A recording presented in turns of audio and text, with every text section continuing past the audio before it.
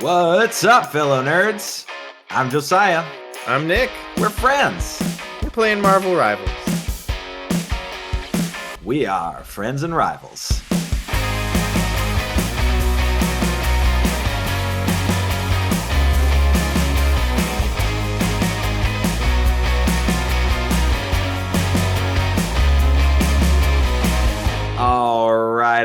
All right, everybody. Welcome to episode 34 of Friends and Rivals. We've got, of course, an action-packed episode for you today. Lots of cool and exciting news. We've got kicking off a new series in today's episode. When was the last time we did one of those? What? We got an exciting hero spotlight from the God of Hammers. Wait, no, that's not right. God of... Hammers. Okay, it is Hammers.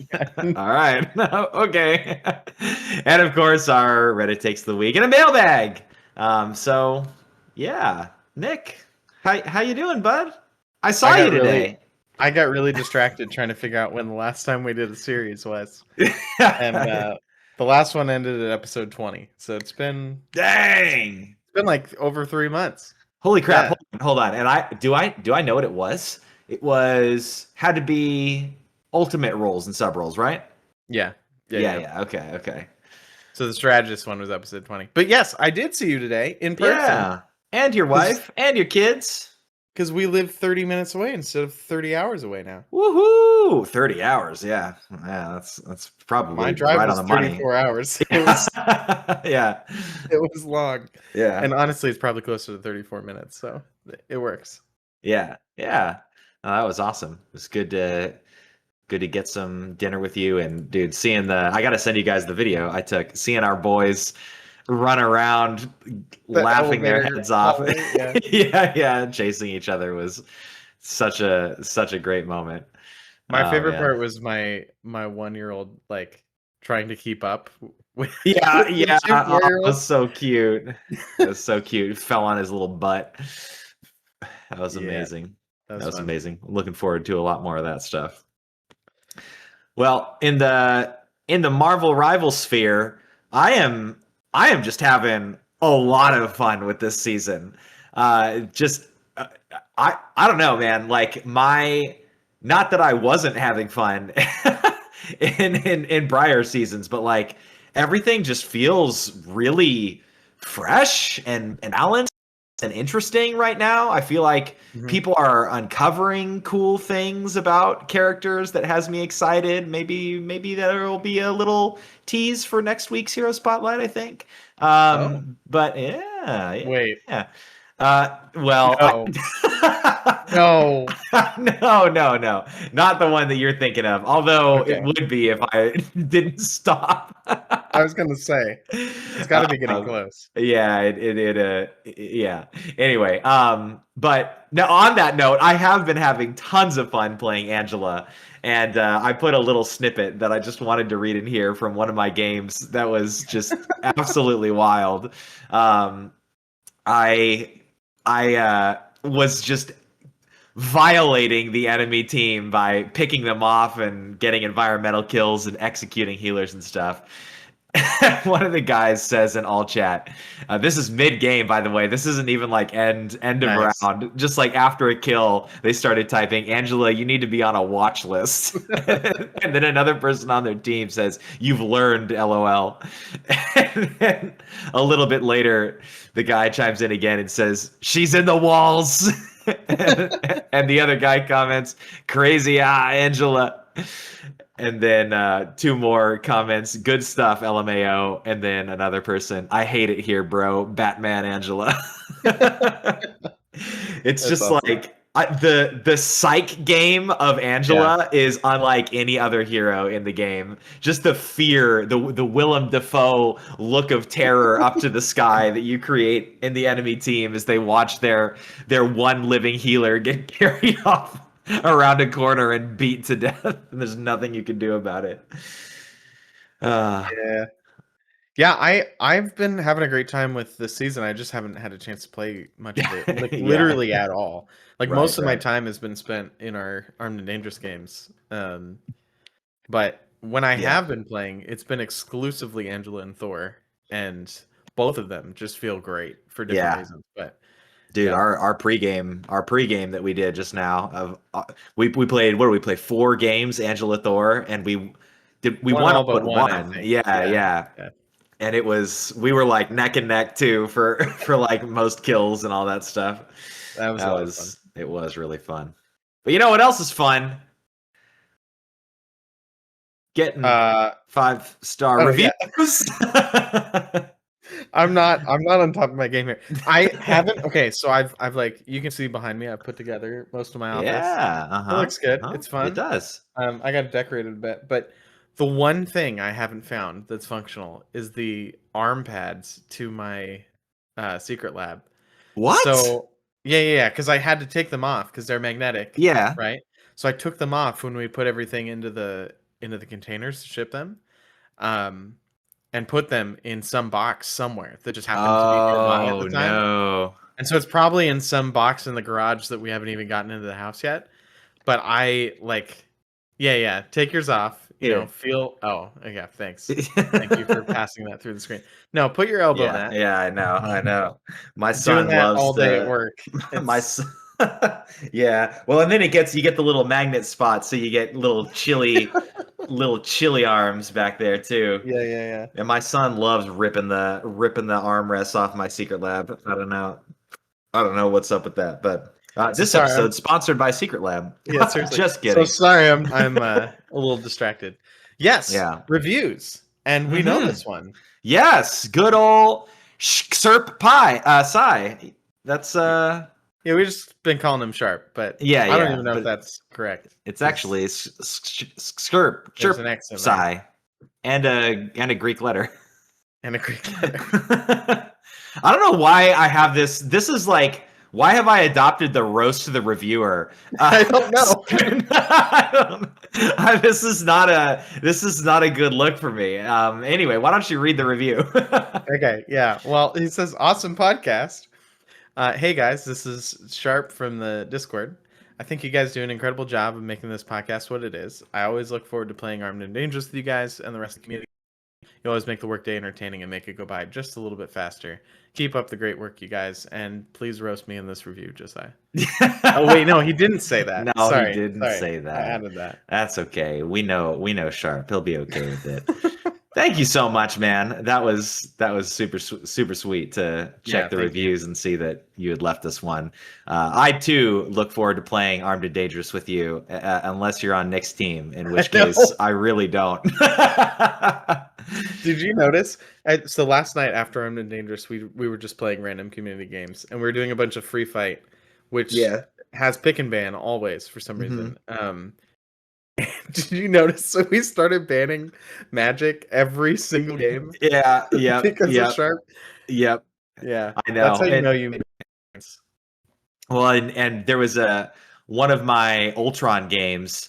I was doing pretty well, and then someone swapped to Hela, and I'm like, holy crap! Like, this Hela has such good aim. And I check the scoreboard. I'm like, it's Sharp. But no, dude, yeah, this guy's super good. But no, we love playing with you, and we're glad that I think he's been a part of our Armed and Dangerous, which has been awesome. Pretty much. We've got a lot of people actually who've been there pretty much every week, I think. So yeah. Anyway, cool. Well, yeah, and we'll talk about Armed and Dangerous later. But first, we should talk about some news. Let's do it.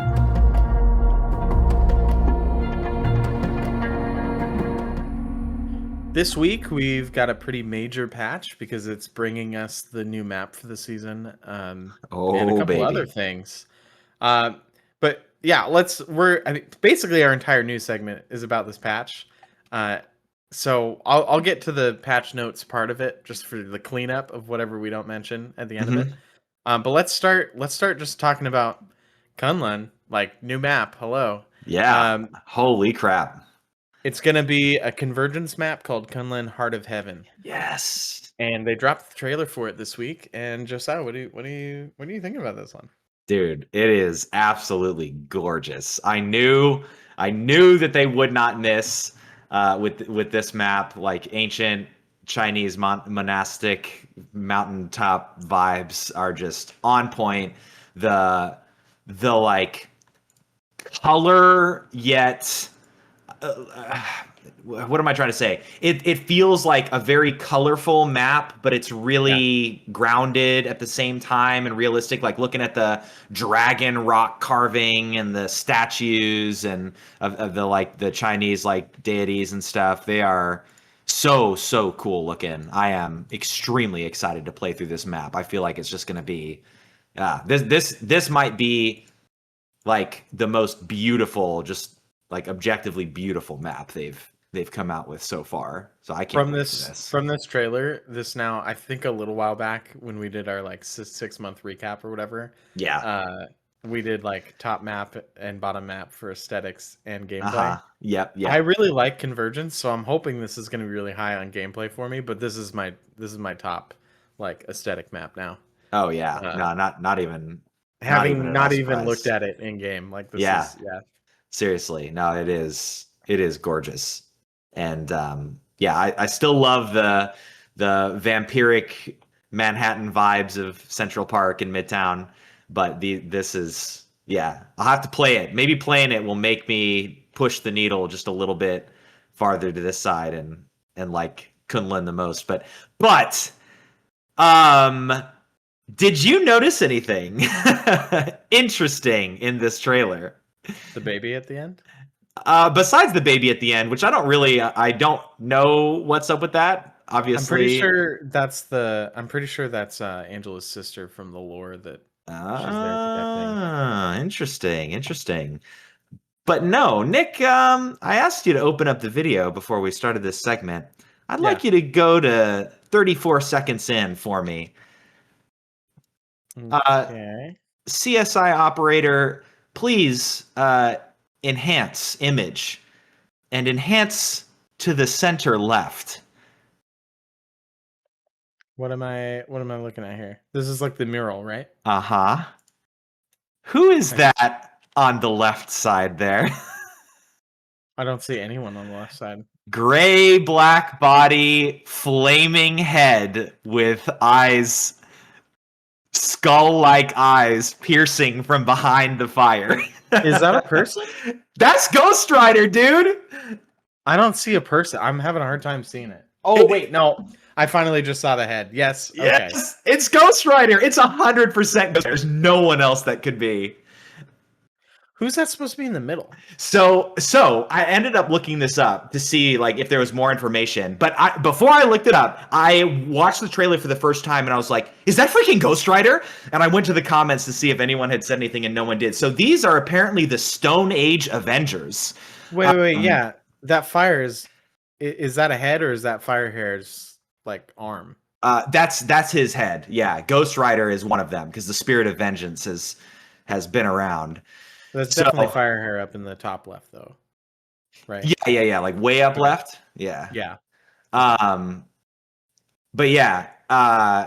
So I can't remember who everyone is here, but I think that's actually it looks like Thor, but I think someone said it was Odin on the bottom left. Actually, I think it is. Yeah.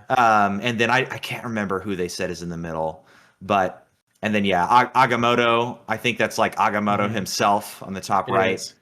And no clue who's in the top left there. But Firehair is the top left. She's the like first Phoenix Force host. Oh, okay. And then it looks like there's like some Black Panther at the bottom, right? Yep. Yeah. Like OG Black Panther.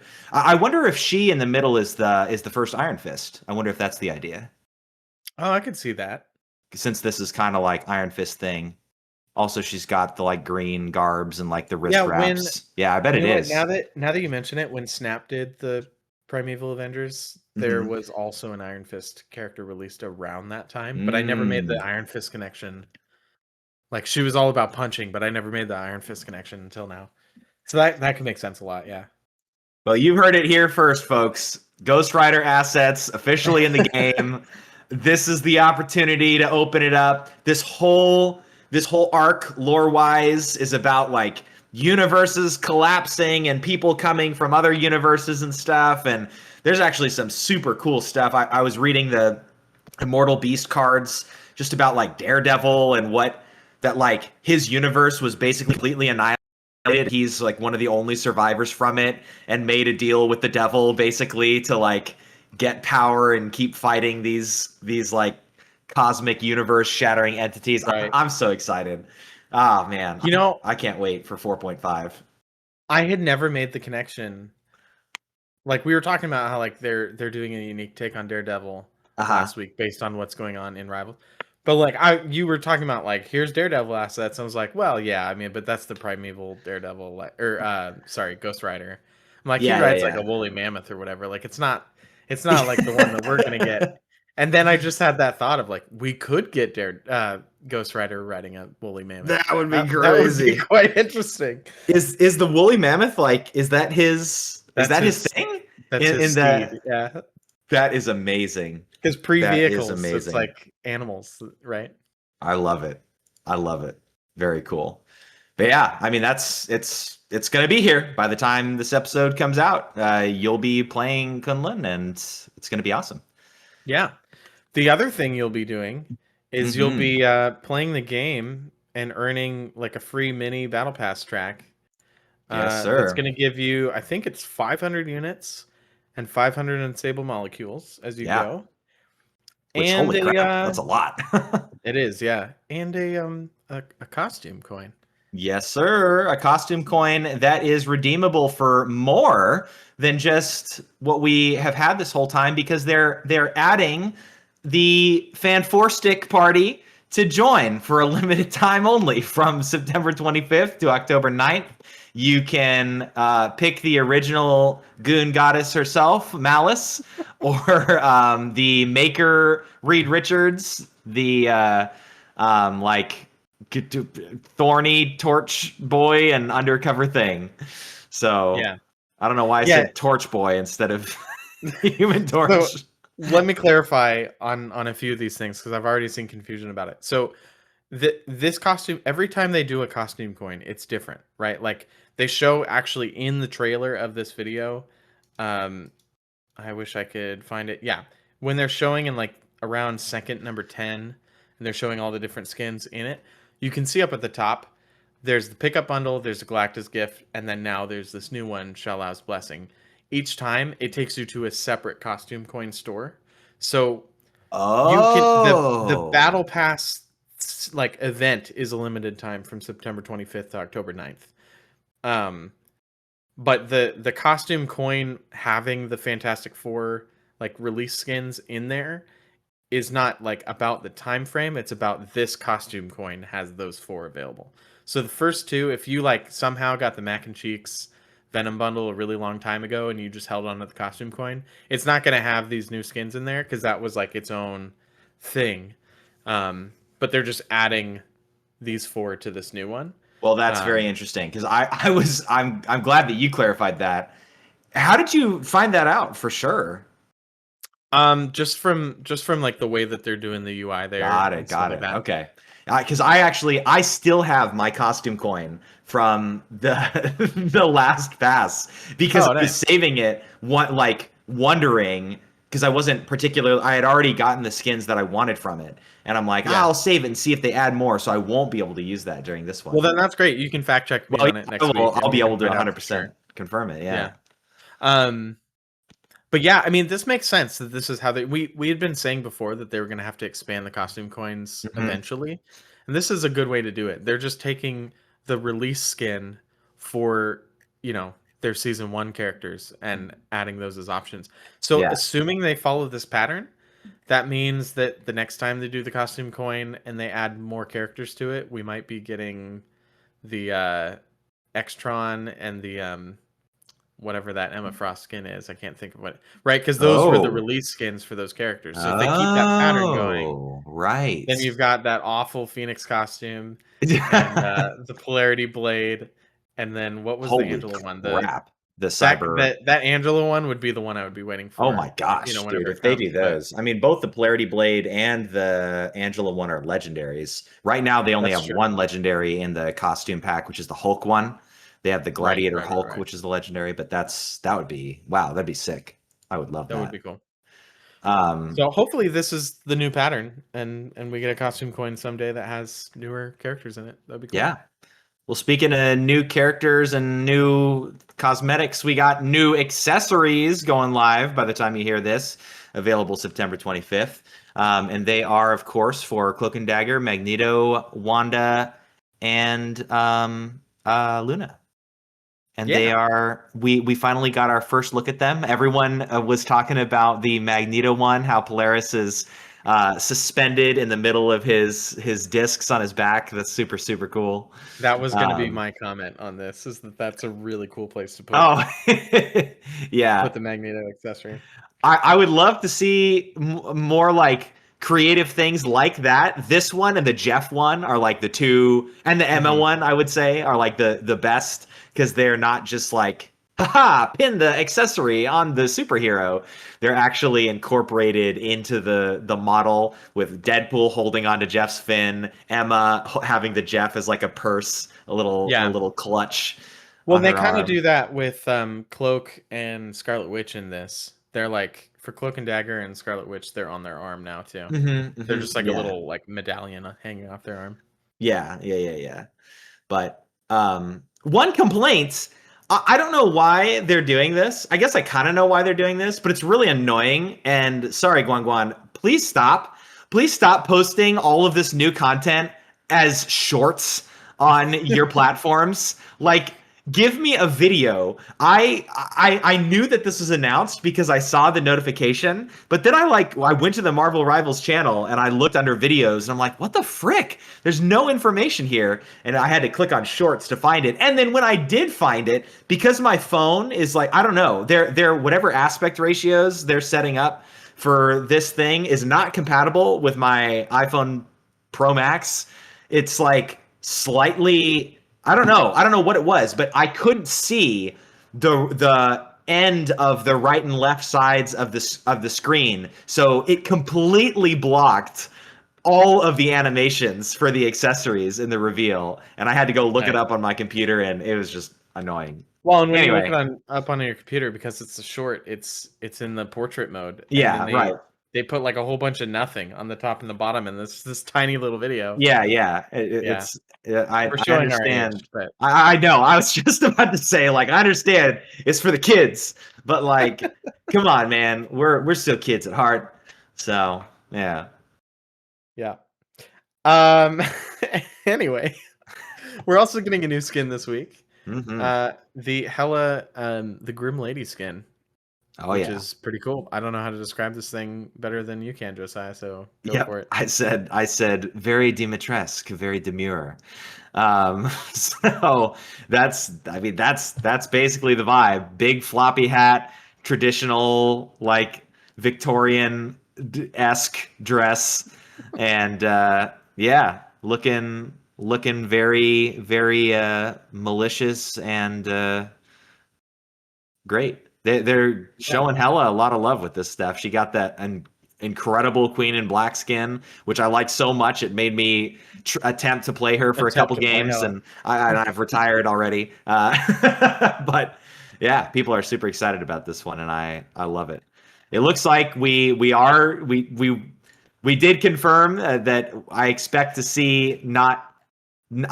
to not see 2 new skins every single week, which is with as much other content as they're pumping out, in addition to the event passes coming out every half season now and whatnot. But I mean, it's still really not much to complain about on that point. I mean, if you think about it, initially we were complaining about the mini battle passes coming out so frequently, but then they started putting out 1 skin a week instead of 2. So it really kind of what happened is it seems like they took one of the skins from every week that wasn't the release week and just combined them into a pass in each season, right?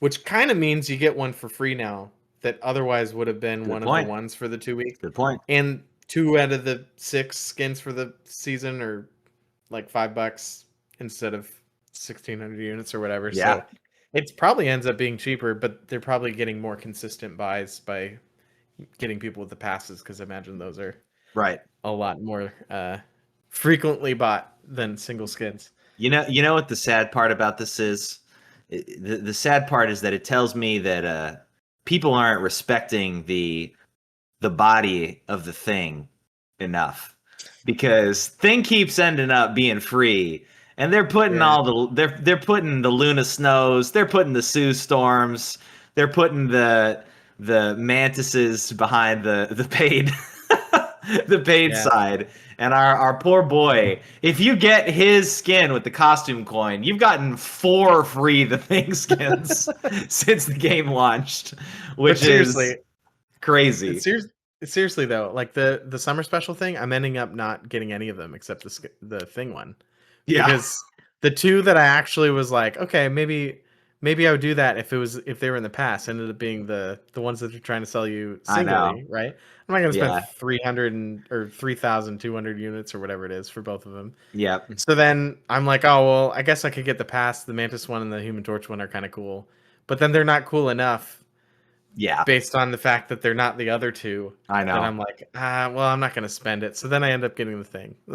Yep. Which is still a free skin, but I already have 2 Thing skins I like more. So I know. I do really like this one. Like I got it already, and I put it on. I don't play the Thing all that much, but I did put it on because I think it's really well designed. But I guess in the vein of skins, I mean, there is one other skin to talk about, and that's the Twitch Drop Rocket skin for the Ignite Stage 2 event. So if you're watching matches for Ignite on participating Twitch channels between September 25th and October 23rd, you can earn a super cute Galacta emote or a Galacta spray with a rocket tail and a gun.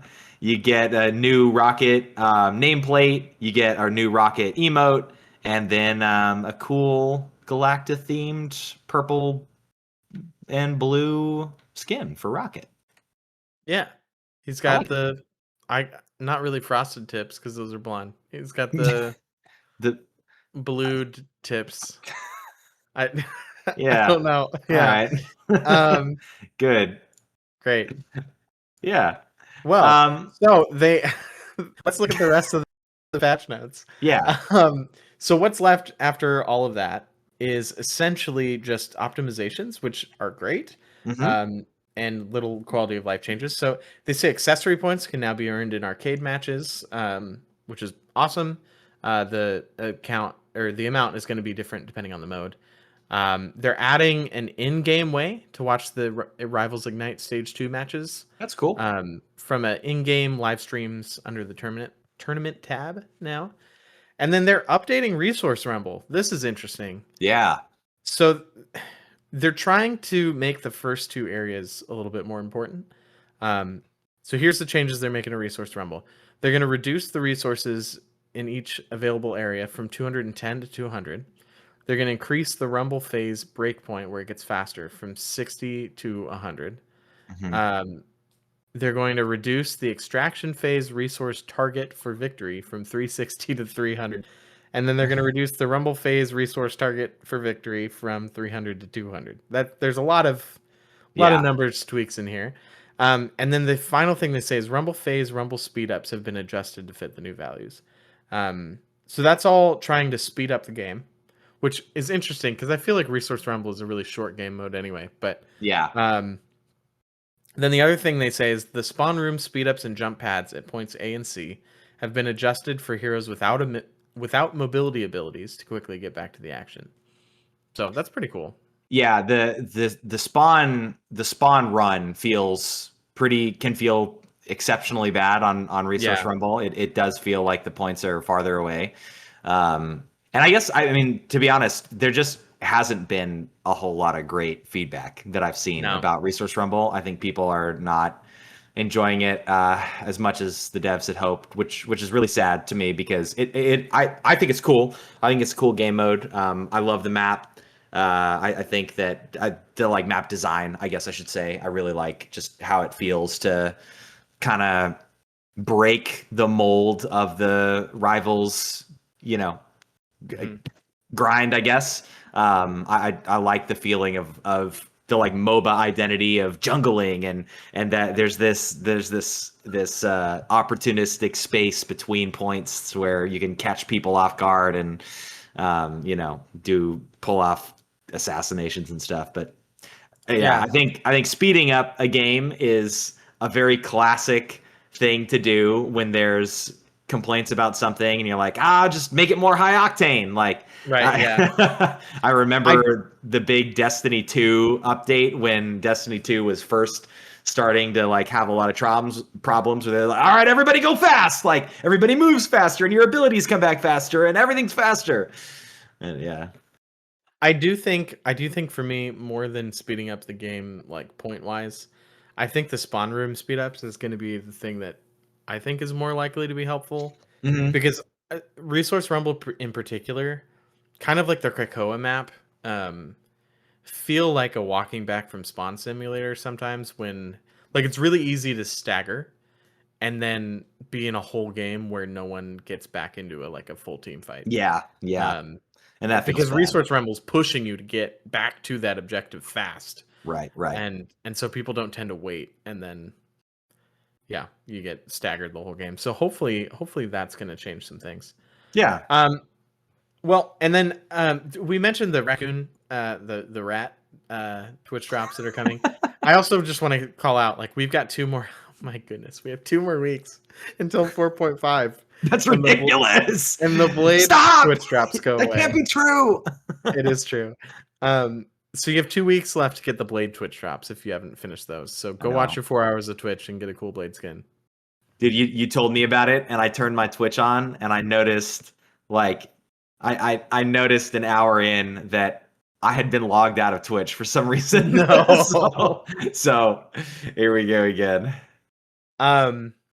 Well, and then the last things on this are just kind of the fixes and hero changes. Human Torch's achievement could not work sometimes, which would have been annoying.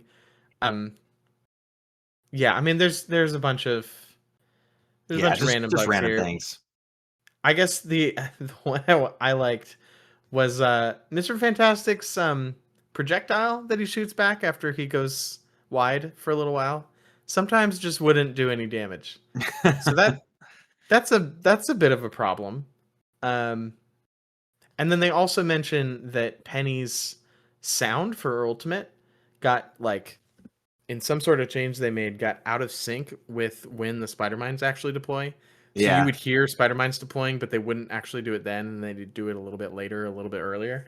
So that might actually help a little bit with your intuition while you're playing Penny, of, like, if you're trying to line up getting spider mines right under someone, that might make you a little bit more effective. But that's probably something a little subconscious. But yeah, the 2 of them got some love, and then they just kind of fixed Luna dancing in a weird spot. And that's weird. Other skins.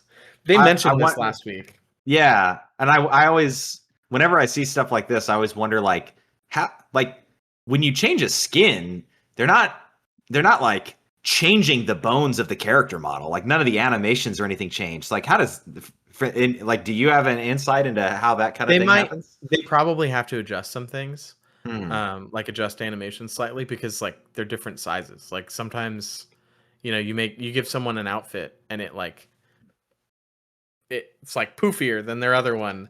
And but that doesn't change, like, the hitbox or anything, right? But if you not the hitbox, but if you leave them in the same spot, like, sometimes the animation will look wonky with, I like, if Luna's wearing a dress or something and she's not normally wearing a dress, like, it can fold in weird spots, and then they adjust it to make that work, whatever. So got it. I don't know. Game development has a whole bunch of weird fiddly bits when it comes to, like, animations and, like, where things are. That there's a lot more, like, fudging with things than there is science, I guess. Yeah. Well, I mean, technically speaking, I was gonna say, speaking of the science, name of the new Vidok series that the Rivals team has released, and by new I mean new last week. But sorry.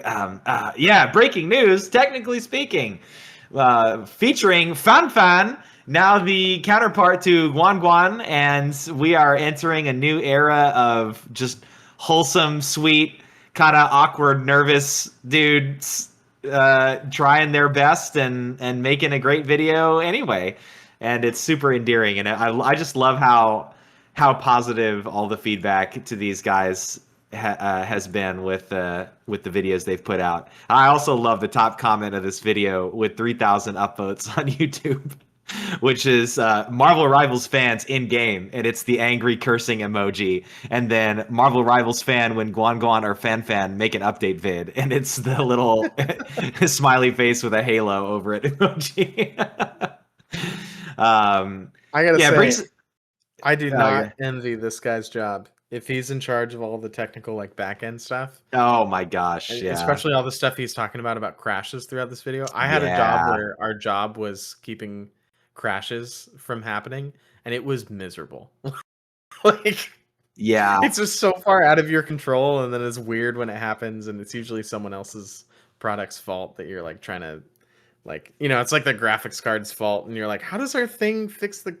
Anyway, it doesn't sound fun at all. Dude, when props to this guy. At 2 minutes, it's 2 minutes and 17 seconds into the video where he shows a visual of their engine's performance profiling tools and how they're looking for like CPU throttling and things like that. I'm like, holy crap! Just looking at that image of them expanding to look at like. I can't even like wrap my mind around how complicated this job must be. And I guess I don't have all that much to say about this video other than like it's very clear that they are working really hard on this stuff, that they have been from the very beginning, and that they're granted, I mean, they're not going to say like we haven't been able to figure out how to do this at all, but like they share a lot of successes that they've had and how they've cut down GPU crashes by like 50%, I think is the number he throws out there. And that, you know, that's a very complicated process because there's all kinds of different manufacturers and all kinds of different firmware updates and all kinds of different things to consider. And I also liked how he mentions that the PlayStation 4 like is below their minimum requirements for the game essentially, and how they've had to do some creative stuff to be able to get it to run there, and how the things that they learned to make that happen are going to benefit PC players too. Right. So yeah, they have to. Yeah, it's cool. I liked it. Yeah, good stuff. Hats off to his team for doing that kind of stuff. Yeah, and he's got the Galacta Funko in the background just to mock you, Josiah. Dude, does he really? No freaking way! I was just talking a few weeks ago. Oh my gosh, there it is! There it is. This is so messed up. We were just talking pre-episode about how I already pre-ordered the Magic, the Luna, and the Jeff Funkos. Which did we ever talk about this in the episode? Spoiler alert! Hello, there's 3 new Funkos coming out. It says December 15th when I pre-ordered them, but I don't know if that's a placeholder date. But still, no update on Galacta, and you still can't look her up. You can only look her up on the Funko website, and even then, you have to like look up. Here, let's see. If I type in Galacta Funko Pop, oh, I guess she is on GameStop, and there's freaking reviews for her on GameStop. This can't be right. Where is my Funko? But you can't find her from like Temu or something. No, I ordered it from Amazon. No, this is totally false. This is totally fake. There's no reviews for her on Amazon or on GameStop. But yeah, you can only. Target has it too. All right, I'll have to check this out again because it used to be that this whole time, like I could not find her anywhere at all since the pre-order, and now I see her on a couple websites. But I bet if I tried to add her to cart right now, I bet it's not going to happen. Well, arrives by Monday, September 29th. Okay, there you go. I'll need to check my original order then, because I ordered it from Amazon, and Amazon is the one where you can't look her up. If you go on Amazon right now and type in Galacta Funko, yep, nothing shows up. It just shows Galactus and then other Marvel other Marvel characters and stuff. There is no Galacta Funko, so I don't know what happened there. But anyway, before I get too tilted, maybe we should cover some podcast patch notes. Nick, 5 seconds on the clock and go. We forgot to thank Night Gobbler. Thank you, Night Gobbler. Thank you, Night Gobbler. Oh no, did we thank Night Gobbler last week either? Yeah, we did. Yeah. Okay. I think. Dang. I hope. You're Holy making crap. me second guess. Oh, okay, no. 2 minutes. 2 minutes, go. All right. Oh gosh. Well, I noticed something that I'm shocked. I have not seen anyone mention anywhere, and I watch a lot of Rivals content and a lot of Rivals it's conspiracy videos and leak videos and just like anticipation things. There's something about Daredevil in the reveal trailer that as I was watching it again this week, just because I like it so much that I wanted to watch it again, I noticed something. When he screams, "Let the devil out," something happens. I just posted a screen cap from the video where this darkness surrounds Angela and she's like swinging wildly in the dark, like unable to see where he is. And there's an icon that is floating above her head the entire time. Wherever she turns, this red, pink-ish hand is floating. With an eyeball in it. Yep, with an eyeball is floating above her head. And I'm like, holy crap, 100%. This is his ultimate. He's gonna blind someone or blind the enemy team. And they're gonna have he's gonna make the whole screen black, but he's gonna see them with the glowing hands above their heads, and it's actually gonna be a visually oriented ultimate. That would be cool. Because they're like, this is just too specific. Why would you do that for this video? And right before she ults him too, she throws the spear and the tethers go out and grab him, and he ults to get out of it. I have seen leak references to something about Daredevil marking people and some sort of vision thing. So I think you're onto something. Yes. Well, I'm very excited about that. I mean, I guess that's my time. That went a little longer than I thought. You're not gonna do your other ones? I guess the only other thing I'll say is can we fix the store and currency stuff? Why do I have to click on different menus to see what currency I have? If I hover over my currency, let me see all of it. Don't make me go to the store to then hover over my currency to see all of it. And I understand that the VFX and the alternate skins are in the, it shows a little icon on all of the skins that have it applicable in the store. But just give me a menu where I can look at the VFX and stuff without having to click on individual skins to then click on another button and then I can see them. It's very frustrating. I want to spend my unstable molecules, but I don't want to have to go on a freaking Easter egg hunt to do it. Now that is a little confusing. There we go. They have the technology there to let to let you hover over the lattice and units and see a drop down that includes unstable molecules. So why doesn't it always include unstable molecules? I know, right? It's so weird. It's a completely different script, because when you hover over it, it's not like it just doesn't show the unstable molecules if you're not in the shop. It shows something completely different. It gives you a description of the currency, which it doesn't do in the store when you hover over it. So yeah, agreed. Fan. I need you to get on this, my guy. Get off the performance. Switch teams. Join the UI team. It's affecting my performance when I'm trying to your wallet's performance. Yeah, exactly right. Don't you want me to spend more money? This is making it harder for me to spend money on this game. But they are releasing what is most likely a legendary Emma skin at the end of this season, so they'll get my money there anyway. All right. Well, it's time for the main topic.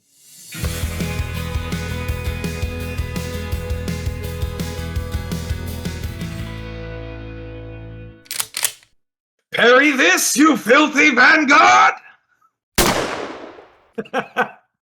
That's right. That's right. This is the new series. It's called Parry This, you filthy Vanguard duelist strategist, whatever week it happens to be. So yeah, it's a 3-part series that is all about hero counterplay. This is This is a wholly original one, and we'll see how it goes because I've done it myself, and I decided that it was Josiah's turn to do too much. Although I did use Nick's original Excel format. But I added new colors and categories, and had to come up with things that there were no YouTuber support with. So I love that you didn't get rid of all of the ultimate role stuff on here. You just like added 2 columns at the beginning. No, well, because why? I feel like it's good for us to have a one-stop shop because now we have the ultimate roles, we have the roles and sub roles, we have the actual Vanguard strategist duelist roles and sub roles. We have you're right. We have the ultimate roles and sub roles, their tier lists. So yeah, I thought you would replace the ultimate roles with these 2 columns. I didn't see that. No. So why would you replace that and leave the rest? But no, okay, that makes sense. Hey, don't do that to me. All right, so basically. I have no idea what we're doing. I just want to make that clear. Yeah. Nick is off the hook for this one. If any of this is terrible, it's solely my fault. If it's amazing, that's not what I was saying. If it's amazing, I'm terrible. It's solely I'll accept. I accept Venmo or Apple Cash. Whatever, PayPal, I suppose. But so basically every week I want to just go through each hero and talk about some basic philosophy. Check that out for your bingo card of counterplay with maybe a couple specific examples. But yeah, this week is Vanguards, and I have 4 counter categories here. So I'll just kind of read through them all. So I have cripple, counter, constrain, and crush. They all had to start with C because I wanted them to, and there is no synonym for counter that fits. So sorry, counter's used again. That's just how it is. I guess pay me more if you want me to work harder on that. So for cripple, I have lock them down, clip their wings. Their mobility is their strength. Take it away. And then for counter, I have they believe themselves to be strong. They do not see their own weakness. Enlighten them. And for constrain, no, you're not supposed to say that one yet. I have the Star Wars reference coming. Constrain, I have at full power, they're a dangerous threat. Starve them out. Break their flow. And finally, for crush, here we go. Their overconfidence is their weakness. Teach them the perils of hubris. Counterplay has this essence of like subversion and thwarting and like breaking plans and efforts. So I wanted to have just kind of like a go hard statement for all of these. But to give a little bit more of a description that is less flavor, more substance. Yeah, okay, there we go. That's what I mean. Yeah. So crippling, the cripple counter is really about like area, like CC, crowd control, area denial, slows, stuns, making people who are very movement focused not be able to move in the way they want to. And then the counter option is reserved for heroes that have very unique weaknesses to specific heroes and playstyles. So like a lot of characters have CC abilities. A lot of characters can cripple, but there are some characters that are like melee focused, and melee is really good against specific heroes. So these heroes have like exceptional weaknesses to certain playstyles. The constrain counter is about basically shutting down or preventing the buildup of power of certain heroes. There are a lot of heroes. This is attached to the engine kind of sub role, the enhancement role, where you want to prevent a hero from revving that engine, from enhancing themselves and getting into a position where now they're unstoppable. And then the crush counter is basically about throwing overwhelming damage at someone. There's not a lot of CC that's going to make it better. There's not a lot of counter, like hero specific counterplay. You don't need to stop them from like revving up something. You just need to throw all the damage at them and focus fire to beat them. So that's where we are with that. And we'll just kick it off. Again, all of these are just my own. So if you disagree with any of them, you're more than welcome. Hopefully, that's not really even the point. Hopefully, this just gets you to think more about each individual hero so that when you're playing, you're like, okay, what do I need to do? If this hero is a nuisance, how do I contribute to my team to capitalize on this dominating hero's weaknesses?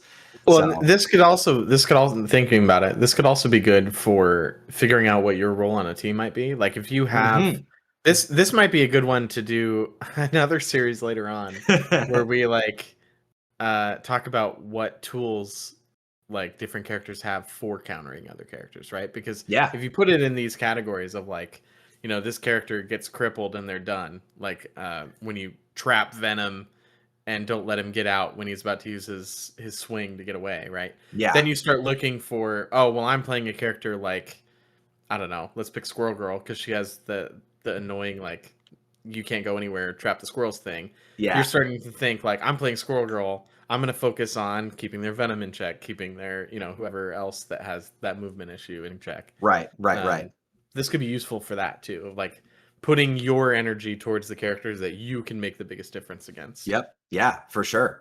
Well, and I guess, and one other thing too, hopefully when you play these heroes, you're more aware of your weaknesses so that you're not getting into situations that are going to break you. And yeah, I'm picking on Venom, but like when you're playing Venom now, you can be like, okay, I need to bait out all of their CC before I actually need to use my abilities to get out. Yep. Right. All right. So kicking this whole thing off with the Vanguards, we're just going in alphabetical order. So we start with Angela, the newest hero in the game. And I have her main counterplay option as cripple and her secondary as counter. So Angela's whole thing is mobility, right? She is by far the most mobile Vanguard in the game, arguably the most mobile hero in the game.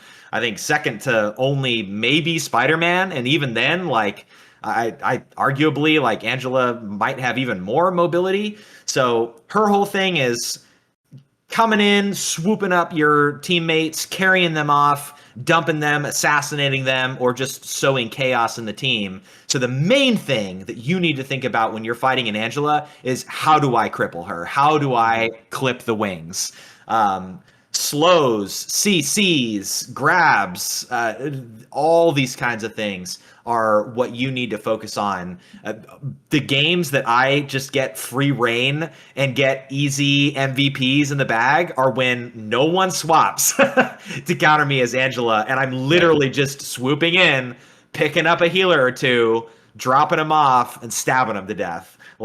But when you do have someone who has that counterplay and they're slowing you down, their Invisible Woman is one that I'm really scared of right now, because she's pushing me, she's throwing up ultimates that stun me, and I never want to go into them.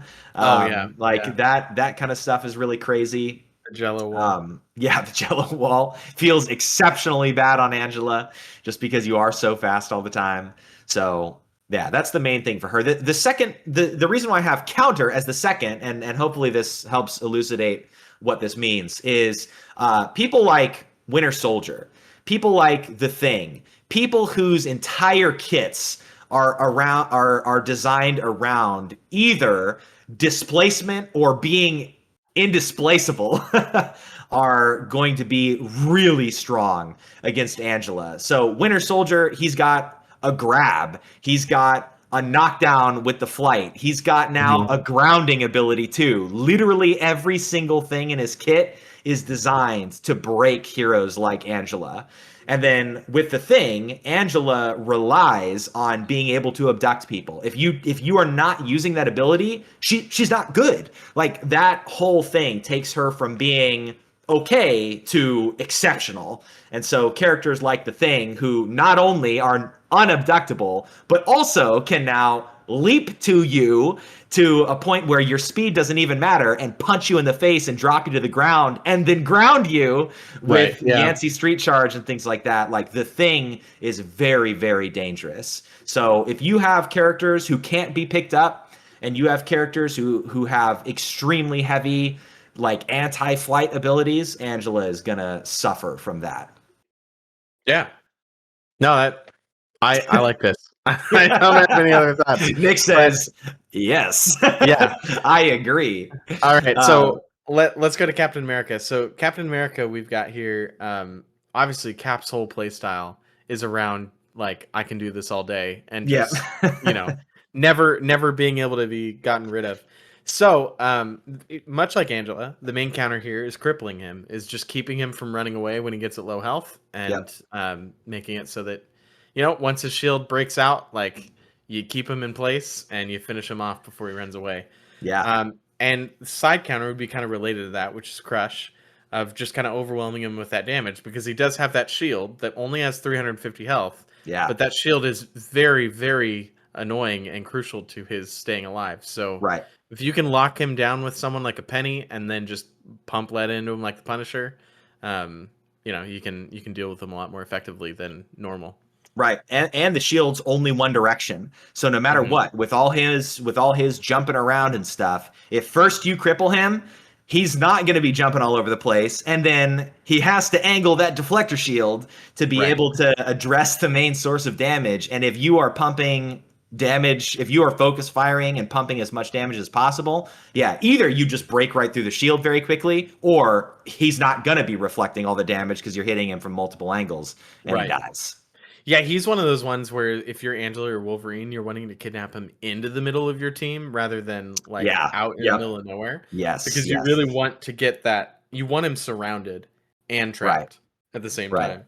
Yeah, this has been a fun week to kind of kick this off because I've been playing Angela so much. I've been thinking about this in my head of like, all right, am I carrying someone away or am I flanking around the back and carrying someone to my team? And that was a good point that you made it. I'm glad you said that. So with Doctor Strange, I have the main avenue of attack as counter and his secondary as crush. So Doctor Strange's whole defensive thing is his big shield. That's kind of what makes him such an incredible anchor, at least part of it. But one very important thing is that his shield does not block melee. So I have his main counter as counter because the heroes you pick, heroes like Magic, heroes like Hulk, heroes like Emma in Diamond form, those people are just going to brutalize Doctor Strange, make him try and fly up, get away, run away, do whatever he can. He's not going to have any defensive capabilities at that point, and he's never going to out-damage or outlive any of those heroes, essentially, if you're playing them well. And that's where... I found Thor to be a good counter to him too. Oh yeah, right, yeah. Even if he tries to fly away, you just fly up with him and bully him with your dash. Right. Yeah. Don't worry about the Awaken Rune. Save your stuff for your other abilities. Right, he flies up, you dive him, you pop your static bubble thing and drop him to the ground and beat him to death with Mjolnir. Yeah, and then Crush being his Ribbit. Crush being his side thing, because again, once you've gotten through that shield, or if you're just punching through the shield, you just need to overwhelm him with damage. You need to make holding up that shield too costly, or break through it and make him run away, because he has no other defense other than that. So, yeah. Nice. Well, then we got Emma, who no one knows how to counter because she continues to have a great win rate. No matter what. Times they nerf her. No matter what. If we had to guess, we'd say the main way to counter her would be to constrain. And the side way to counter her would be Crush. I'm going to take a guess at what you meant by the... Yeah, I was going to say, this is the first constrain. So now... Yes. I'm gonna guess that what you're getting at is you want to keep her from getting her charge up on her beam, For sure. right? Because she's got that engine aspect of like Yep, keep the that's charge part of it. going, more dangerous over time. I would imagine the other one would be doing things like shields and stuff to block off the sentience that she like. Yeah, The right, sentience right. can't go through shields, and then when she gets into diamond form, like making sure to exhaust that dash without actually getting got. Yep, yep, Like you're yeah, just trying to waste her resources yep. without her actually getting much out of it. Yeah, Am I right on that? basically nailed it. Yeah, yeah. So yeah, constrain isn't just about like I'm glad that you caught on that, because this is like the first deviation where it's not just about the active abilities you're using against the hero to counter them. It's about your gameplay, and like you're like Nick said, there's not a lot that you can do against Emma. Not directly, yeah. Yeah, right. But what you can do is avoid making her more powerful, building up the charges by landing sentiences, by getting the choke slam and kicks and stuff. So yeah, 100%. Cool. And then on Crush, you've got like another shield that you're trying to burn down. Although that shield gets back up pretty quick. But I Yeah, guess, yeah, I mean, you're just trying to overwhelm Vanguards with damage a lot. Or did you right. have something more specific in mind for that Crush? No, not really. So Emma doesn't have. You'll notice that the cripple counter is going to be reserved for heroes that rely a lot on mobility. And since Emma doesn't have much mobility, you don't even have to cripple her. If you have a choice between, if you have CC to use and there's someone else in the fight, you're not going to use it on Emma, because you can just burn her down once you have foiled her attempts at, getting choke slams and things like that. So Well, and she's unstoppable half the time anyway in diamond yeah, form, exactly. and Right. has the beam when she's not, which is long Right. enough range that like Squirrel Girl stopping her in her tracks, it's not going to do that much. She can probably still hit you. Yeah. Yep. For Yep. sure. So next in line is Groot, and he is our first Vanguard, for which the main counterplay is Crush, and the secondary is Constrain. So Groot has no mobility.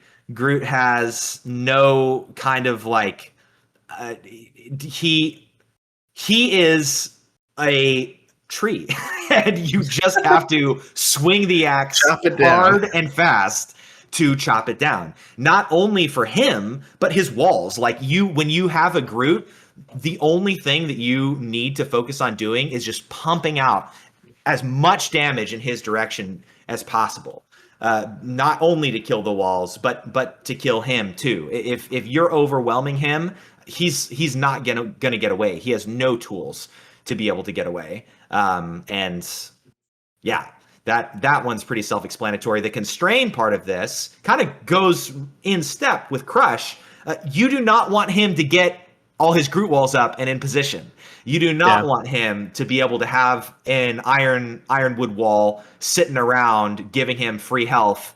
You do not want him to be able to use his Mantis team up to be healing himself and his team.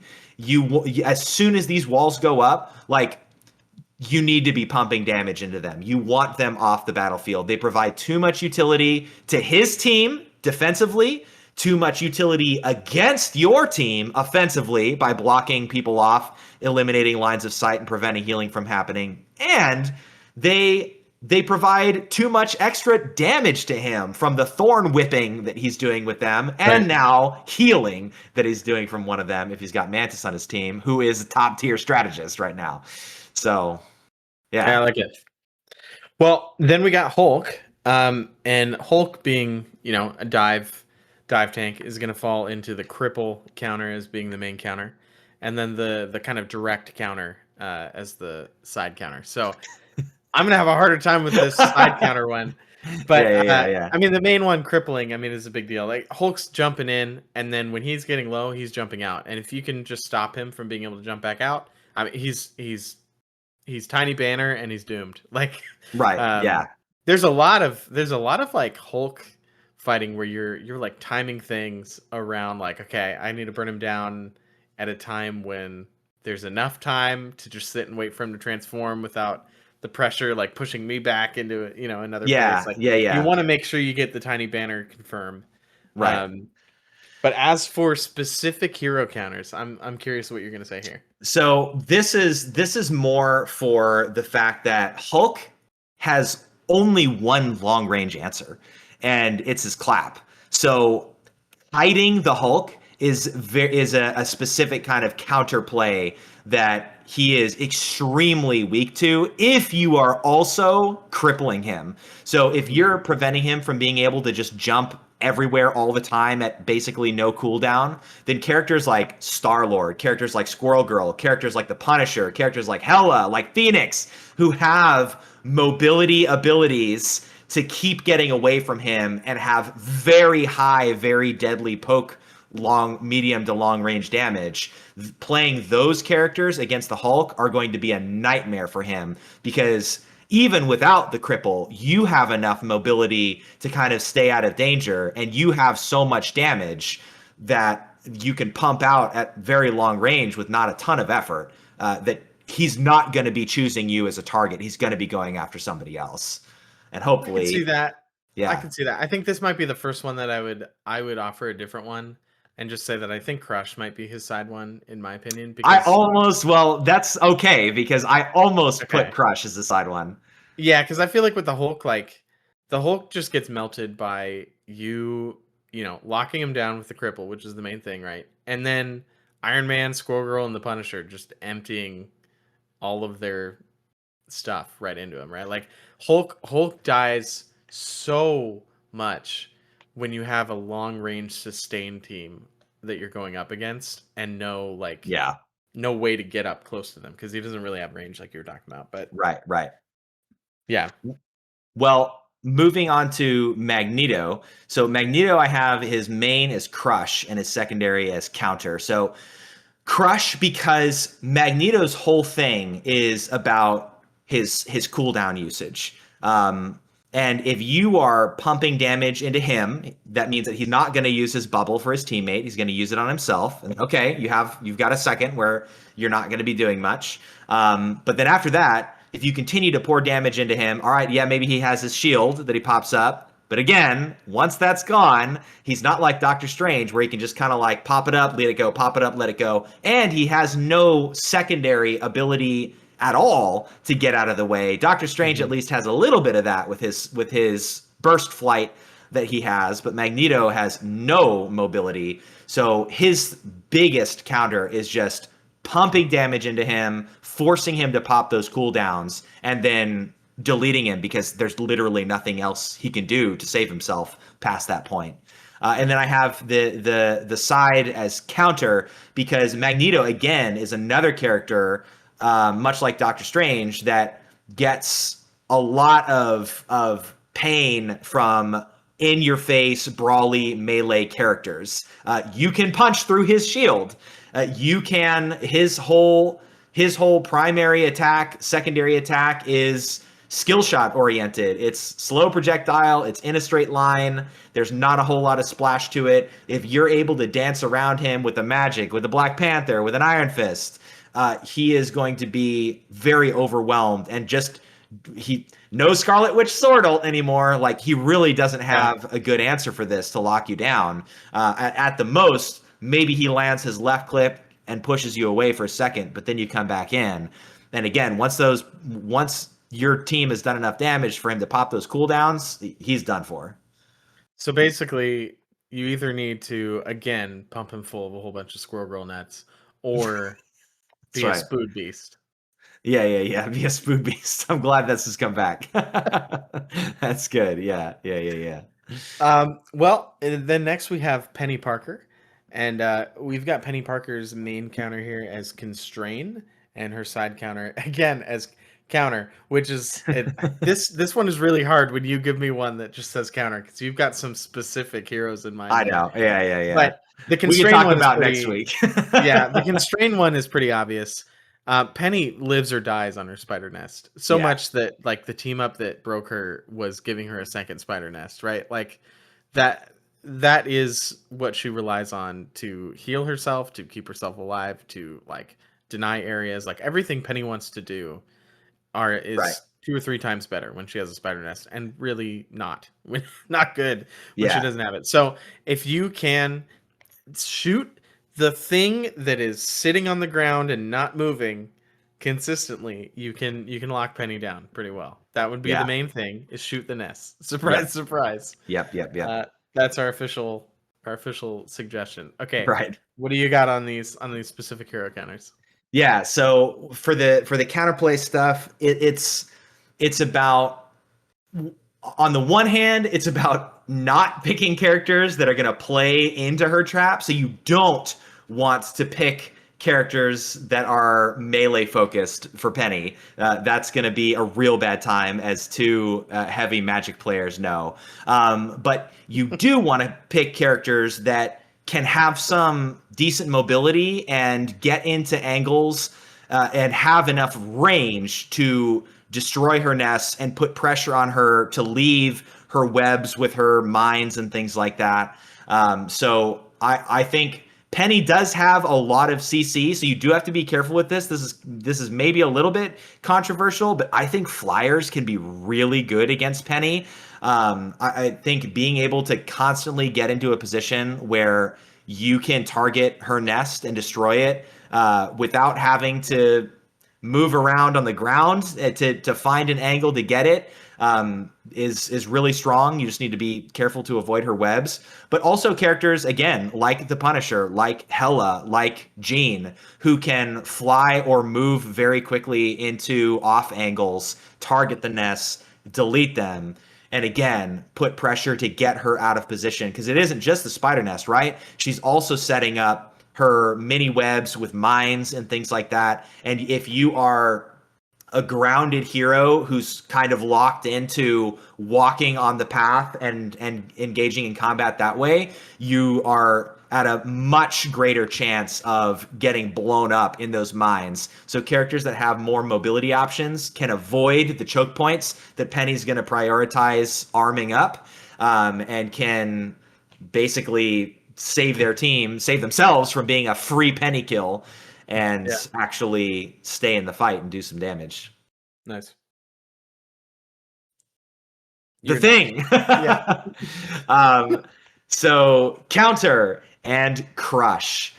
Counter because much like the Hulk and Magneto, much like the Hulk, the Thing is melee only. However, the Thing also has a lot less mobility. Now he's gotten better with this for sure. He's gotten his leap to enemies now and things like that. But once he's popped that, and honestly, the Yancey Street Charge is a great engage, but he's not really going to be able to like chase you down with that most of the time because he doesn't have a lot of movement control once he's in it.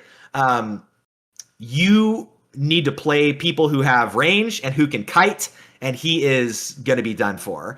The reason why this is his primary and Hulk's secondary is because the Hulk can still jump all over the place. He actually can close the distance pretty quickly if you're not crippling him. But the Thing, you lose a lot of those crippling abilities. So, and once he's popped his cooldowns, he's never going to catch up to you. And you just need to pick Star-Lord, pick the Punisher, pick Squirrel Girl, pick any of those characters that he's not going to be able to punch in the face and delete. Huh? Penny is nice. Penny. Yeah. Penny made me think Cripple should be on here, but I agree with you that it's really more of a counter, like a Penny specific counter, because Penny can lock him down enough where the mines just take care of him. Like, yeah.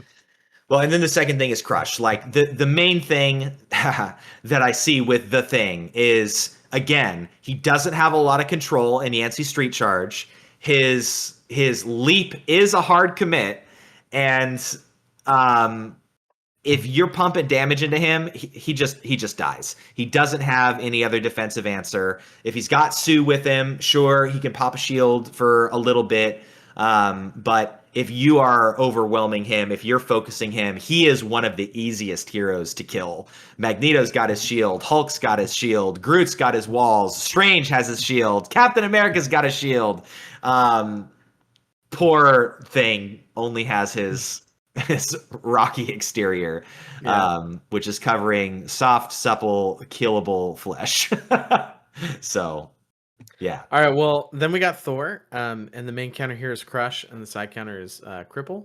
Honestly, I think these two go best together as a 1-2 punch. Of Thor's issue is his survivability is tied to his abilities, and using them. And we'll talk a lot about Thor a little bit later, so I'm not going to talk too much about it now. Yeah. But basically, Thor cannot keep himself surviving if he is CC'd.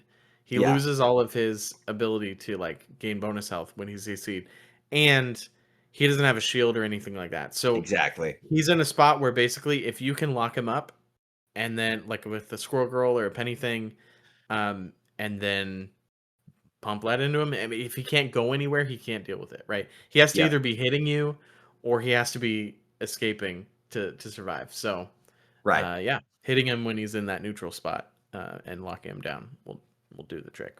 Yeah, and you're right. These really could be interchangeable depending on the situation. The main reason why I ultimately put Crush as the main instead of Cripple is because Thor has no defense. Like you said, other than him using his abilities and getting that overhealth, if you are pumping damage into him, his defense is to run away, and then that's where the cripple comes. He can't just approach you and tank the damage like the Hulks, the Magnetos, the Caps, even Venom, with his ability to shield himself. And speaking of Venom, closing it out with our symbiote Wonder. I have his as Cripple and Crush. So Venom, obviously, high mobility hero, the tank who can swing in and out of combat, climb walls, set up ambush points and things like that. Venom is always going to swing out of a fight to get away. He's never going to turn around and start loping off. He always needs to be able to swing to get in and out of combat. So if you're slowing him down, if you're locking him down, more importantly, with freezes, with sleeps, with penny webs and things like that, you're going to prevent Venom not only from leaving, but you're going to prevent his other most important thing, which is popping off his shield at the exact right moment to save his life. This is the most satisfying thing to do with Venom, because Venom's entire playstyle is about high risk, high reward. He wants to get as low health as possible to get as much over health from his E ability as possible.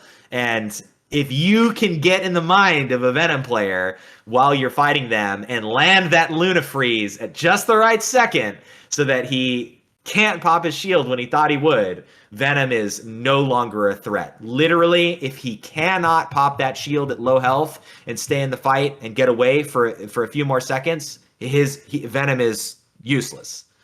I was gonna say you missed a fifth category here that's just for Venom, and I'm sure we'll probably use it in a couple other ones, which is have played that character before. The best counter to a Venom is to have played Venom before and know.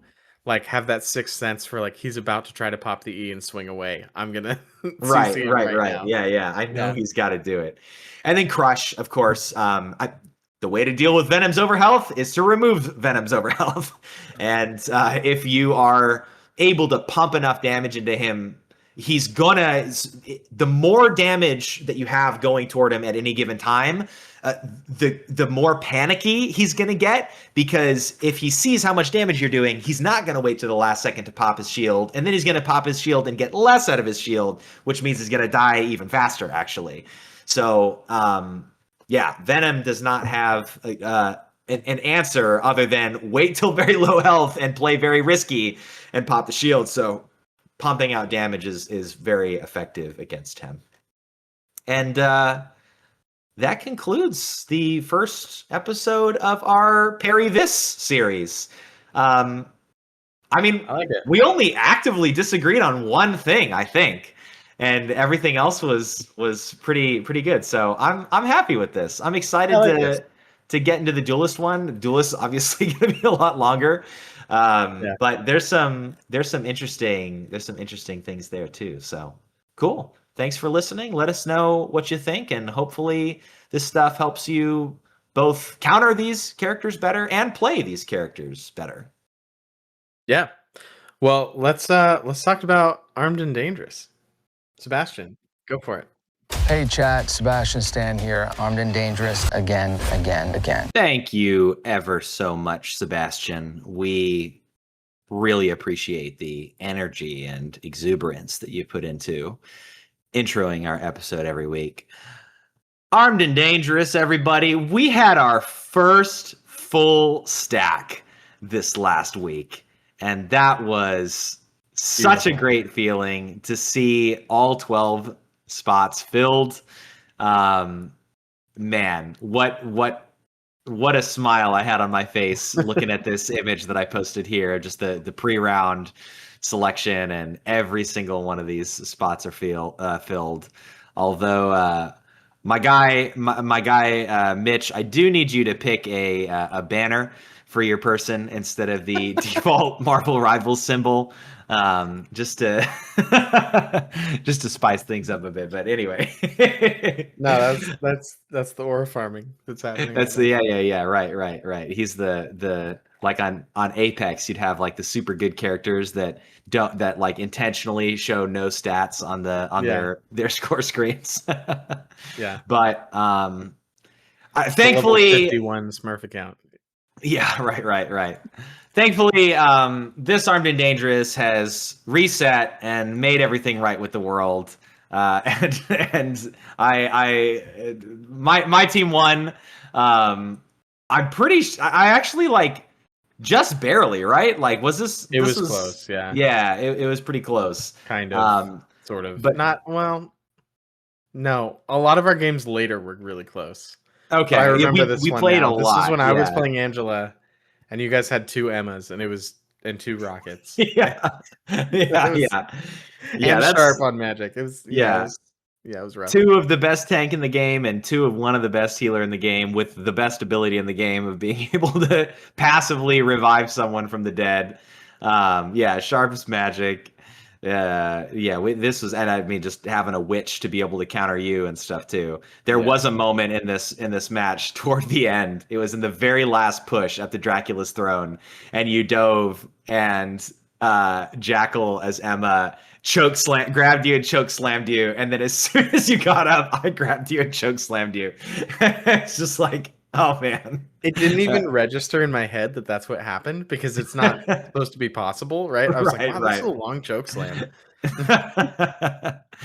But it was a lot of fun. It was a lot of fun, and I'm greatly looking forward to this week.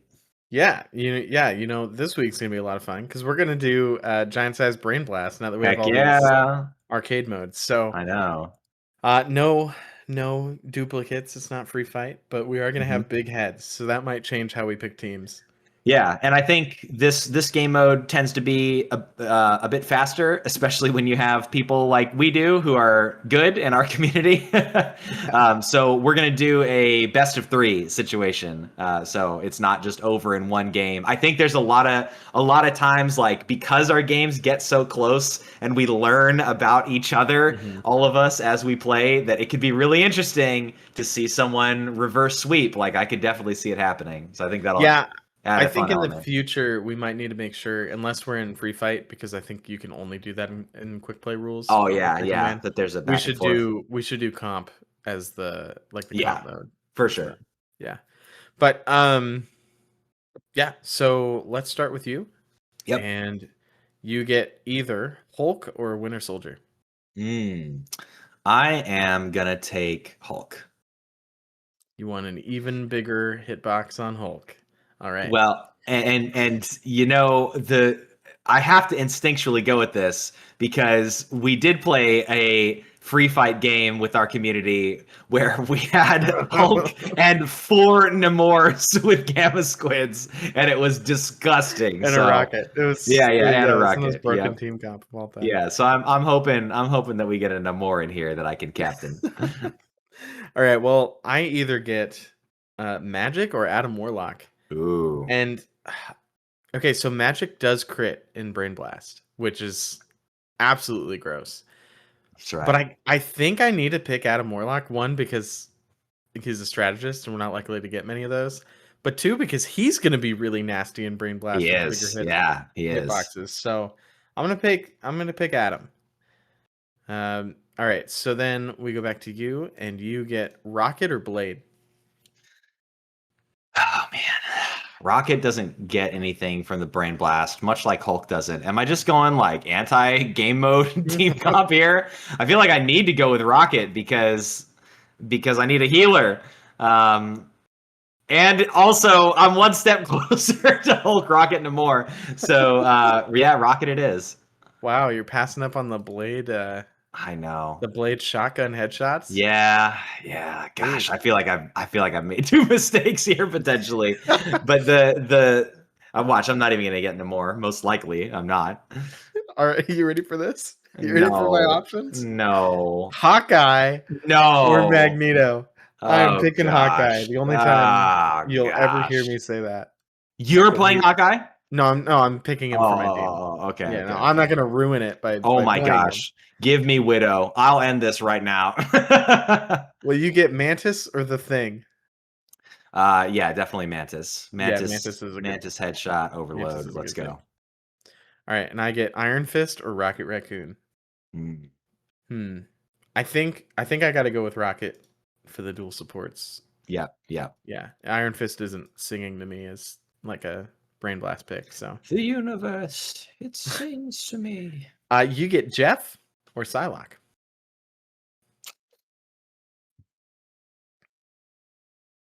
I mean, obviously Psylocke gets crits. No response. Psylocke gets crits. Jeff obviously doesn't. But Jeff doesn't get crit. I know. Either. Triple strategist is potentially pretty nasty. Gosh, I'm gonna go just because I feel so unconfident with Psylocke. Like, obviously, I'm not playing her, but I'm gonna pick Jeff. I'm gonna go triple strategist here. All right. I'm really anti-brain blasting though. Yeah, I'm really nervous. All right, I get Blade or Winter Soldier. Oh my goodness. Jeez, I'm so screwed. Embarrassment of riches. Which one do I pick? I mean, Winter Soldier is going to more consistently get from the headshots. You know what? I'm going to play Winter Soldier. That's my captain. I'm playing Winter Soldier. I think that's the right move. Okay, so you get Hawkeye or Storm. All right, I'm playing Hawkeye. Let's get back into this. It's been a while. No. It's been a while, but I was a pretty nasty Hawkeye back in season 1. I gotta practice. Ooh, I get Psylocke or Moon Knight. I would have played Psylocke, but Winter Soldier's probably better for this. Yeah. All right, I'm going with Moon Knight. I really need a tank as my last one, I think. Although I don't know how important that is in Brain Blast, but yeah. All right, your options are Cloak and Dagger or Adam Warlock. You're going 4 strategists. Holy crap. I mean, Adam Warlock in this game mode, Adam Warlock, Mantis, Hawkeye. I'm actually, I made a couple questionable picks perhaps, but Adam Warlock for sure. I actually don't feel too bad about this. You're gonna be very Healy for sure. Yeah. Which I'm going to need with the amount of crit you're going to be doing. My last options are Captain America or Storm.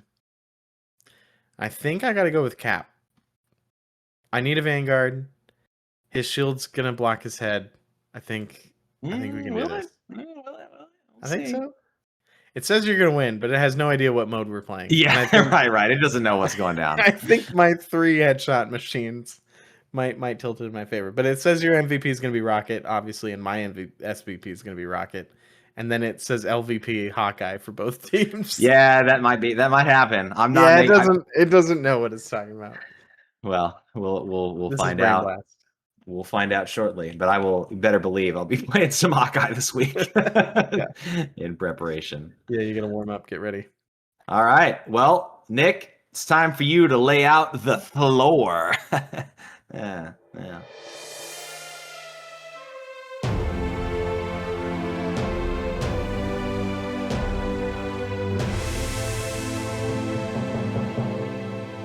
You know him. You love him. The MCU's given him the same character arc half a dozen times. It's Thor Odinson. Hey. Oh, man. Yeah. So Thor is both of our 15th most played. Wow. What the heck? I think we had this happen also with Penny, where it yes, we did. Either one of our hero spotlights next time. Yep. But this is my 10th hero spotlight, which is crazy now. This is going to be our 19th character that we've covered. Dang, man. Which we trucking along.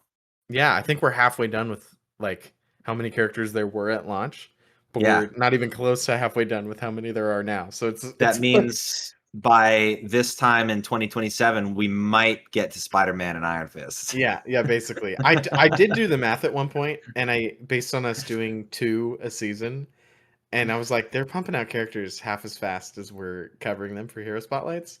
And I think it did put us somewhere in like summer of 2027 when we would finally catch up. Well, if who knows what the future holds, I guess. Maybe you'll become a Spider-Man main. Maybe the Yellowstone caldera will erupt and we won't have to worry about playing Spider-Man.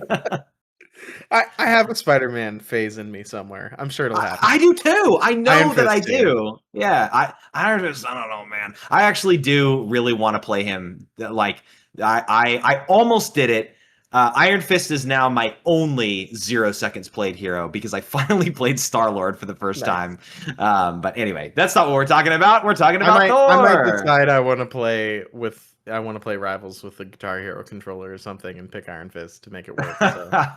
Yeah, nice. Because of the lock on, Right. Anyway, enough about Iron Fist. Yeah, Thor. So let's you ready for some Thor, as you said before?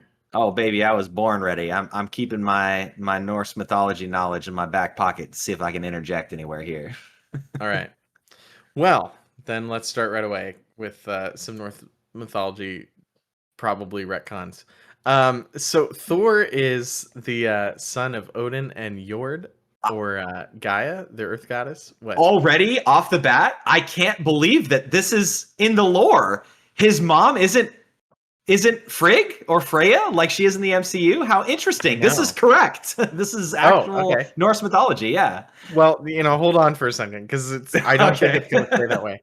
But basically, Odin says that he wants a son who would be from both Asgard and Midgard, which I spelled wrong there.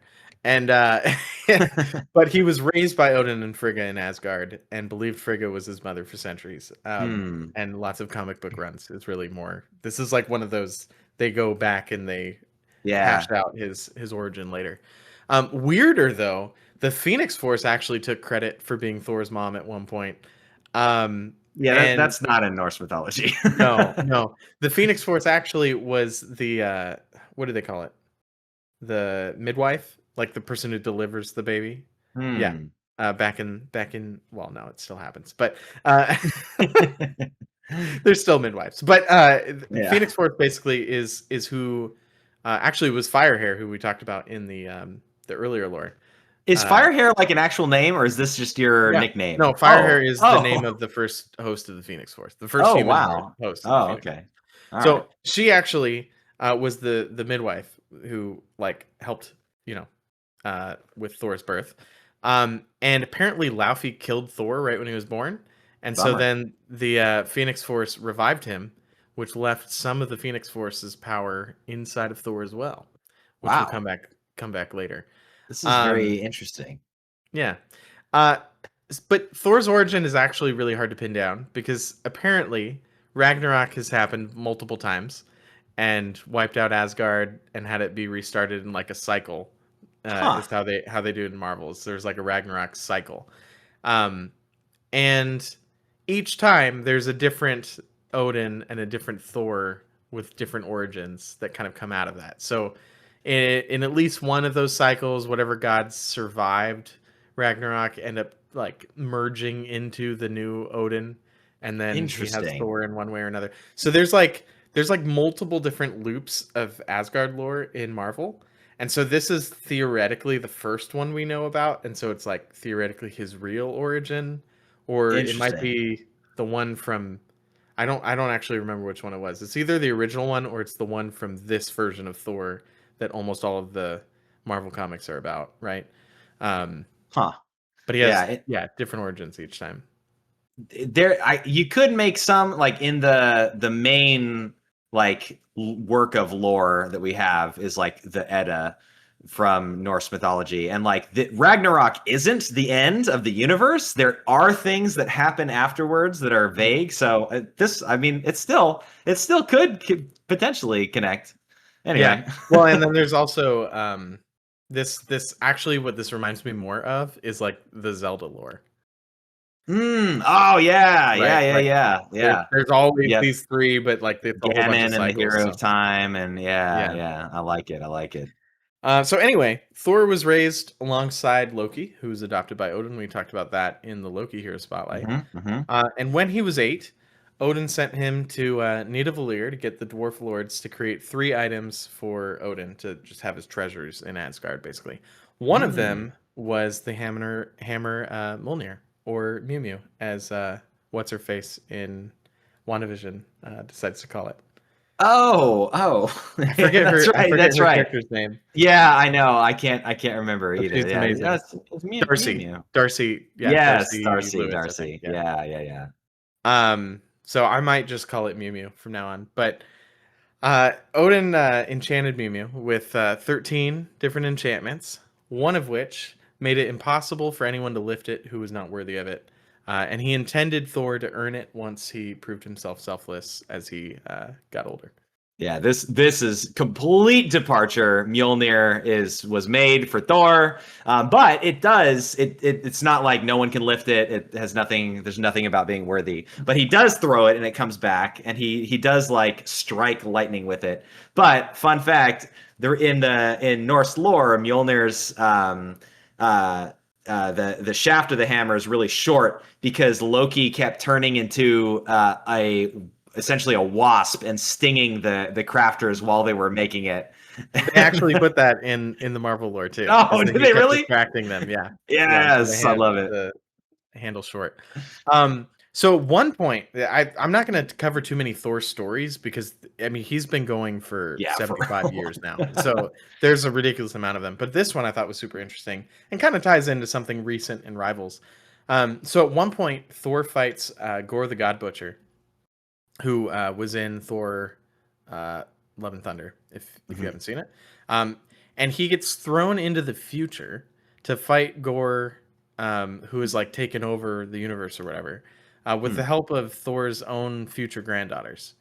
And also his 21st century Avenger self, that is the one that we know, right? And an even more future Thor the Allfather, who is like taking over Odin's role in the universe, right? Wow. So he ends up stopping Gore and I think kills him, and then is about to take his sword, which is the all black, which is the symbiote sword. Thor the Allfather stops him and says like, no, you're not gonna wield that thing. It's gonna be a problem. Right. Wait, did you when you saw Love and Thunder, did you know that his sword was all black? I did not know that. Yeah. I did not know that until today. Oh, no way. Oh, how cool. Yeah, it's because the Necro sword is the other word for it. Yeah, right. Yeah. Oh, that's cool. And then we get the story later on, the story that we all know that was told in Thor, the MCU movie. But it's a bit different. So Thor invades a realm, I forget which one, without Odin's approval, and Odin sends him to Earth as a punishment so that he can learn humility and how to listen, basically.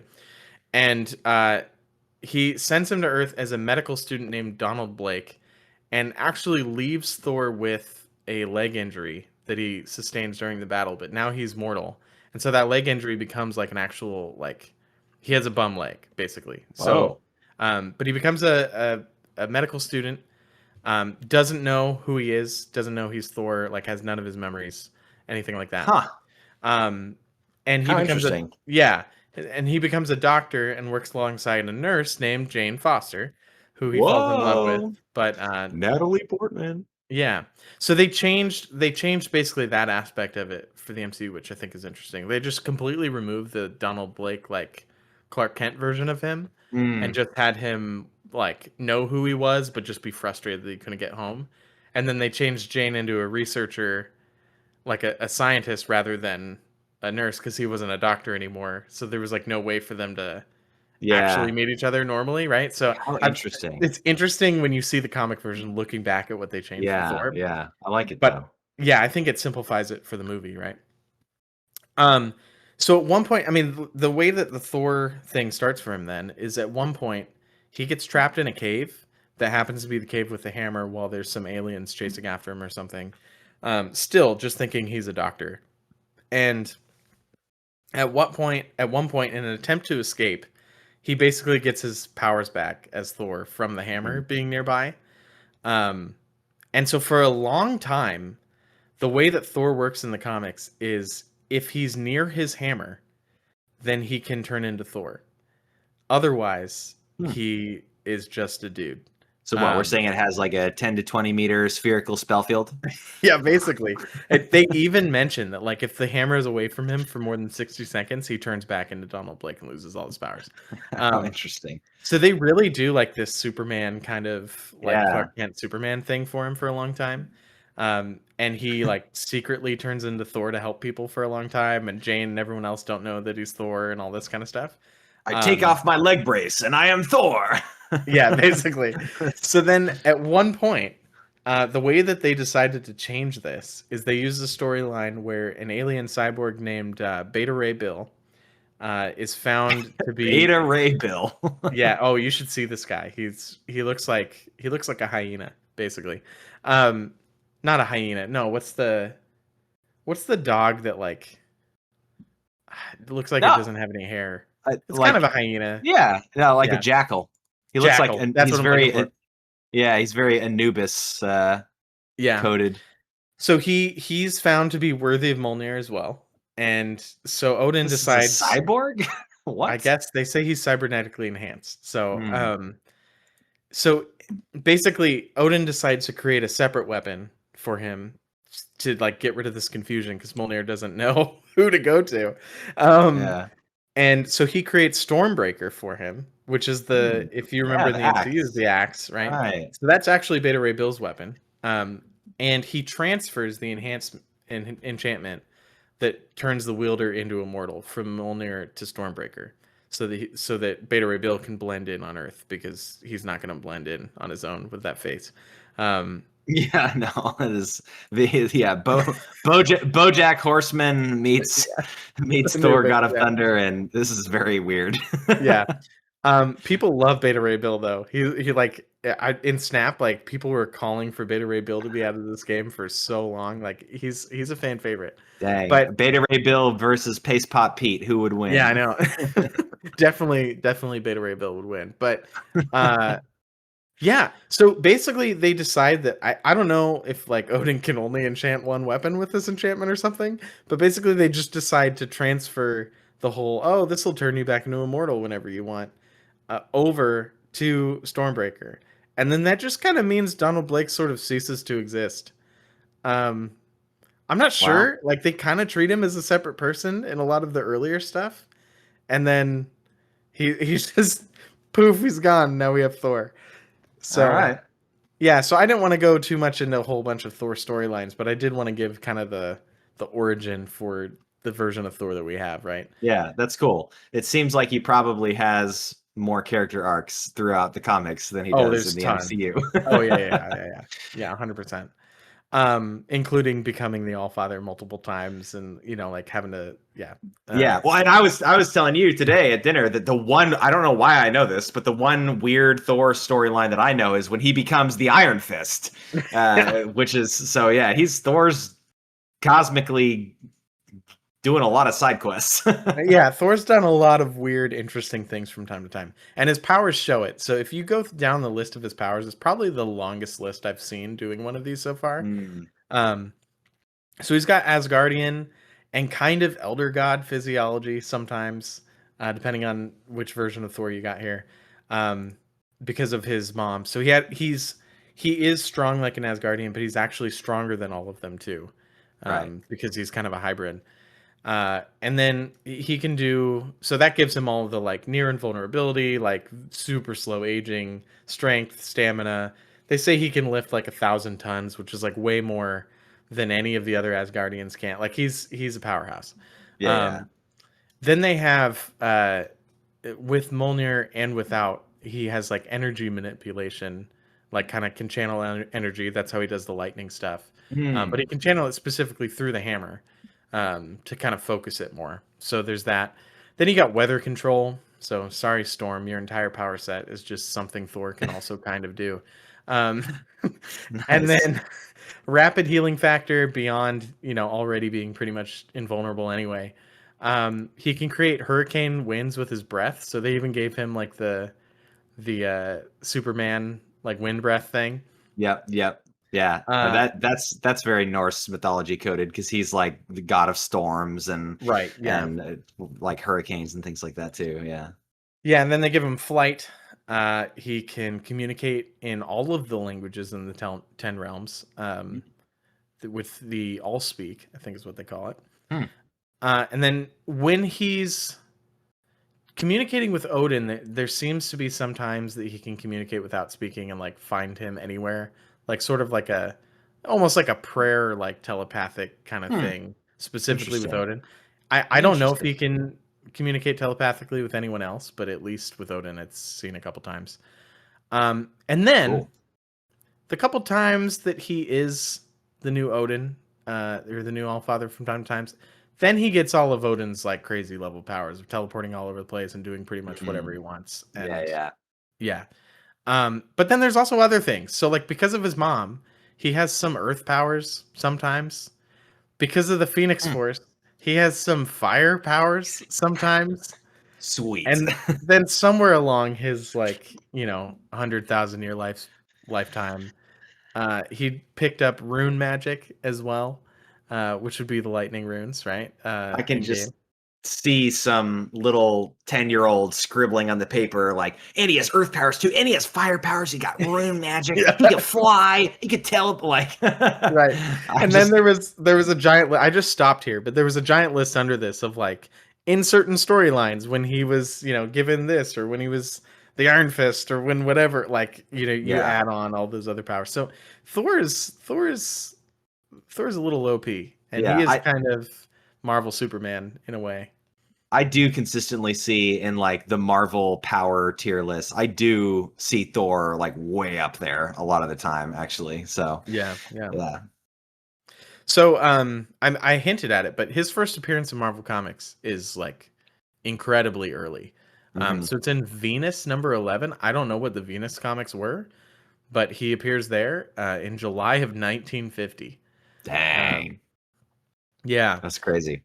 And then in the MCU, Thor was in Thor. That was his first appearance. But the hammer was in the end credits of Iron Man 2, where good old Phil Coulson says, yep, we found it. And they show the hammer in the middle of New Mexico. Ladies and gentlemen, we got it.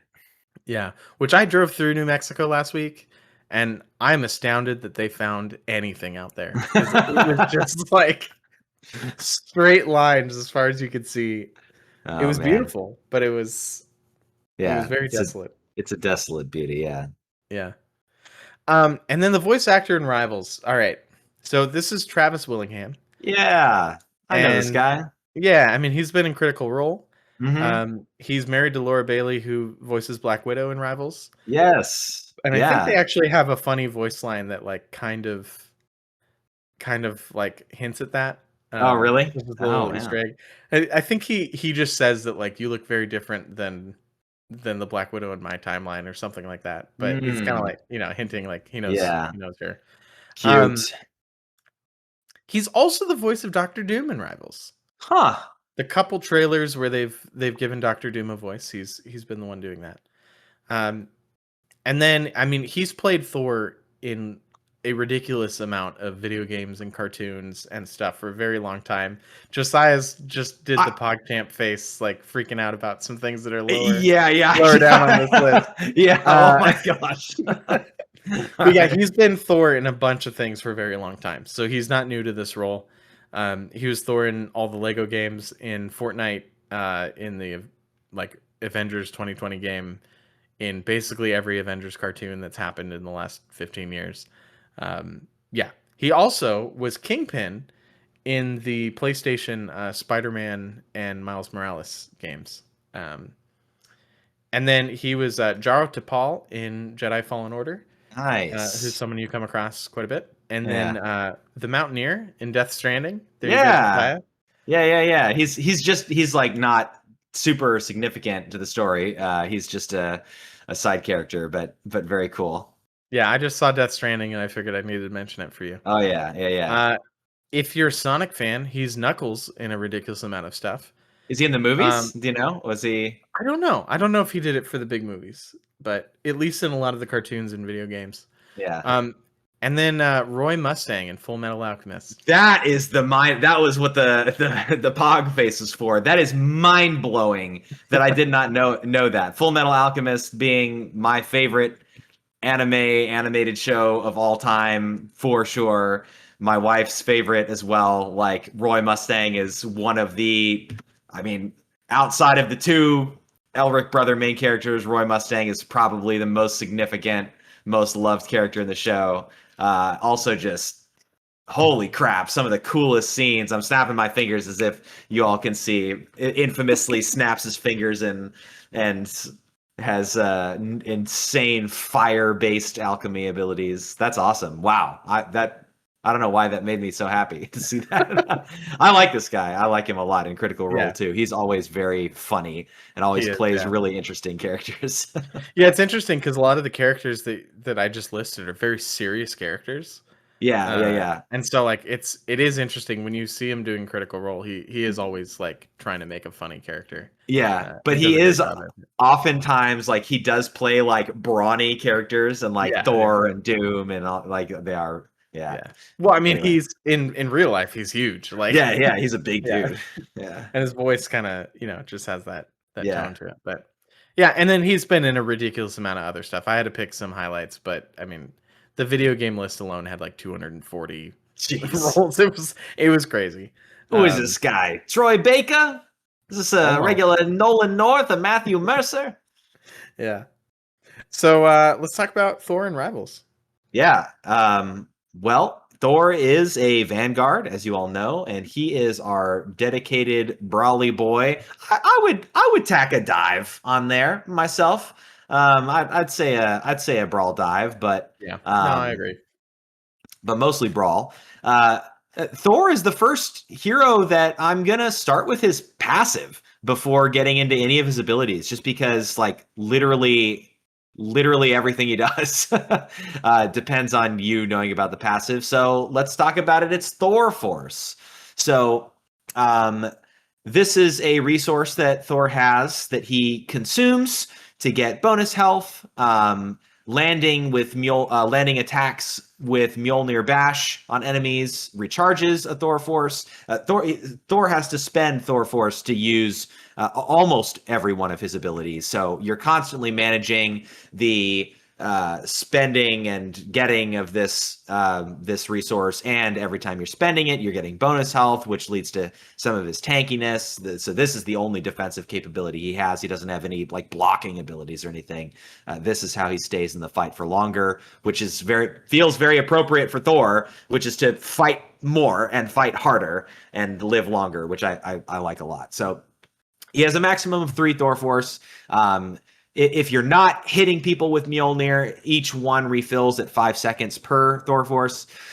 And then for the bonus health per Thor Force, he gets an extra 75 points of bonus health, while abilities that consume 3 points of Thor Force grant 150 bonus health. There's only one ability that does that, so there's one ability that he can use to grant 3. Yeah, and there's only one ability now that consumes 1. So really what it is when he uses his dash, his like fly, he gets 75, and when he uses Awakening Rune, he gets 150. Right. And then blah blah blah. Oh yeah, max bonus health is 150, so he can't get the 150 stacking on a 75. Yeah, that's Thor Force. So moving on to his primary attack, Mjolnir Bash. He wields Mjolnir to strike enemies. And this primary attack does change with one of his abilities, but we'll get into that when we get there. So it does 45 damage per hit at an interval of 0.6 hits or a hit every 0.6 seconds, and then it has a range of 4 meters. So this is very melee, close range thing. Primary attack, Hulk primary attack energy. It's you're not doing this unless you're in their face. And then his right click, hammer throw. So he throws Mjolnir forward, and then it returns. This restores a Thor force upon hit. So when Thor first came out, this used to be one of the abilities that he would spend Thor force on, and then they changed it to put it on a cooldown, and now it actually restores Thor force with that too. So. It does 45 damage on hit and then does an extra 20 damage when it on the return. This is on a 6-second cooldown, has a maximum distance of 24 meters. The projectile speed goes out at 60 meters per second and returns even faster at 80 meters per second. It can't crit. And then it grants 1 point of Thor force upon hit. Correct me if I'm wrong, but it doesn't get more on the return, right? It's just the initial impact of the hammer throw that gets a point of Thor force. Yeah, it's just 1 on the initial hit. Okay, cool. That's what I thought. Sweet. Well, moving on to his shift, which is Storm Surge. So he holds you hold this ability to spin Mjolnir before dashing forward and knocking back enemies.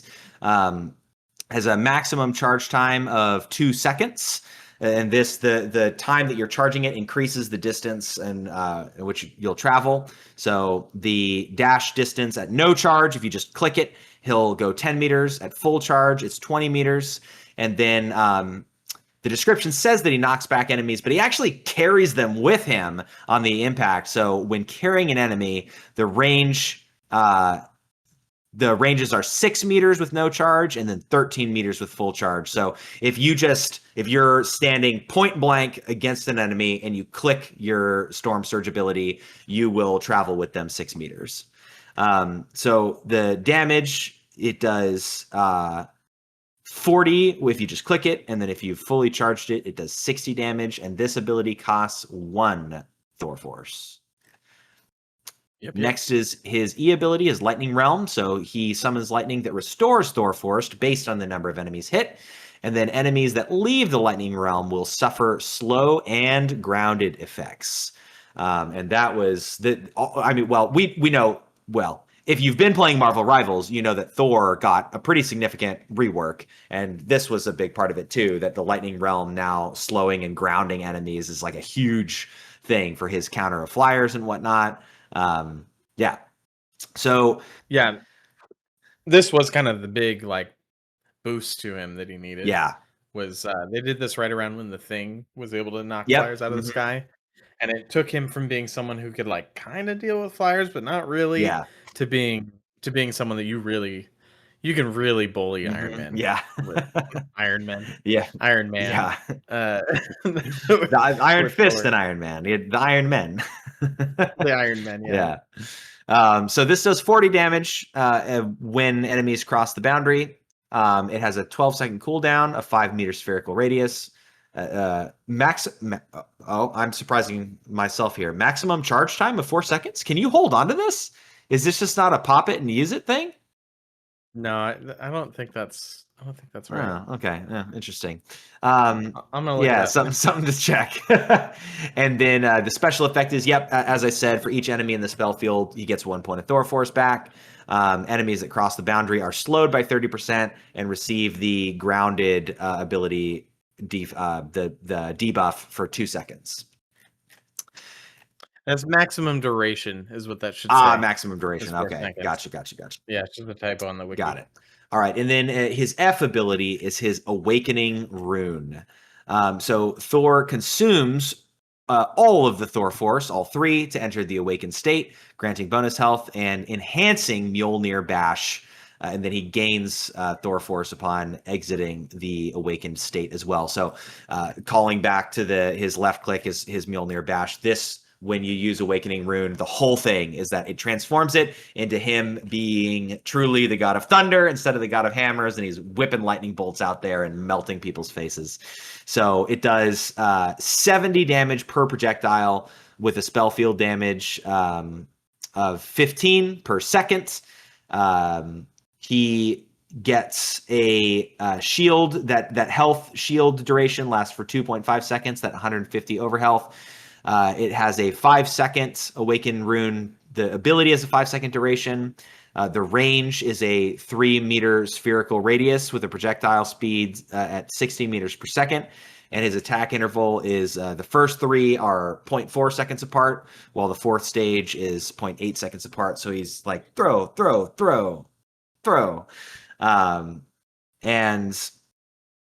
This inflicts damage over time on nearby enemies. After casting Awakening Rune, you can manually cancel the awakened state after a brief delay as well. And then at the end of it, you do regain that 1 point of Thor Force. Yeah, so I've been kind of just letting all of his abilities roll by before really talking about him. For sure. Because he's really more about his whole kit together, more than each individual ability. But this is probably the one to camp on for a second. Yeah. Like, this one they've changed quite a bit recently because they've been trying to make you lean into it more, and also be able to use it more. But these special effects at the end, well, the first one I just want to mention is I didn't even know. I didn't either. That he does damage on people who are nearby him during this. But that means if you use this right in someone's face, you're doing an extra 15 damage a second just by being near them, and you're probably not missing any of those shots. So that's pretty nasty. Yeah. I read that. I read the damage description, and it was like spell field damage 15 per second. Is this like around the thunderbolts that he's throwing? And then I'm like, oh wow, no, that's super cool. That is cool. But the other 2 are really the big ones. So for a long time, until very recently, Awakening Rune, when you went into it, you were stuck. You couldn't do anything else until it was done.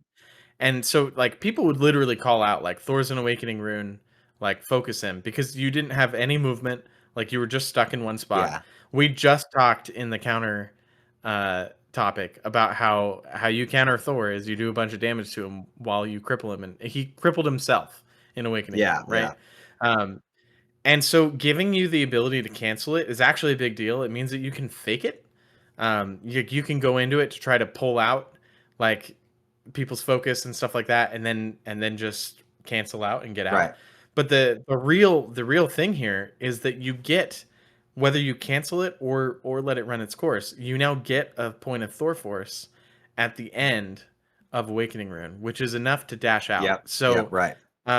Whether you are like pumping a whole bunch of damage into someone and then you're immediately dashing to get in their face, or whether you're canceling it and then dashing to escape, either way, you have that mobility that you need coming right after Awakening Rune. So that's a huge deal. Don't sleep on that. A lot of times canceling Awakening Rune halfway through is not only totally fine, but probably like preferable because you don't want to be stuck in it. Yeah. Right. No, makes perfect sense. And yeah, like Nick said, I mean, just to throw my 2 cents in there, Thor is all about like popping all of his abilities like all the time, basically. And obviously you have to decide when you want to commit to something like Awakening Rune. Obviously that's where he's getting the most of his DPS from. When you need to burst somebody down, Awakening Rune is usually the way you're going to do it. But I mean, my goodness, to be honest, like I feel like when I play Thor, his Mjolnir, or I'm playing against Thor's, which is usually what's happening, because his Mjolnir bash and his hammer throw combos and like all of his just like other abilities can really surprise you with how much damage they can put out, especially because like he has that charging ability, he has the slowing ability, he has the hammer throw stuff. Like he can just engage with you at any range. That unless you are someone who's able to kite away real quick and like keep him chasing after you and blowing all his Thor force trying to dash and stuff like that, like if you're letting Thor get in your face, you're in trouble. Yeah. So I mean, one of the classic Thor combos is just like weaving his left click and his dash together. If you do this, like you're already going to cause a lot of problems for squishies on the other team.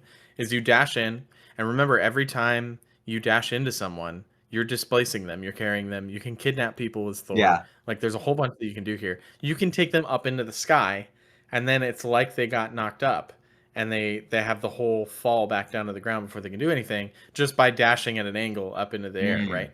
Meanwhile, you're just wailing on them in melee as you both fall down back to the ground at the same point. So one of the like combos you can do that will just kind of maximize all the cooldowns on things, because Thor Force or not, the Thor Force passive mentions that there's like a 1.5 second cooldown after you use Thor Force before you can use another Thor Force related ability, right?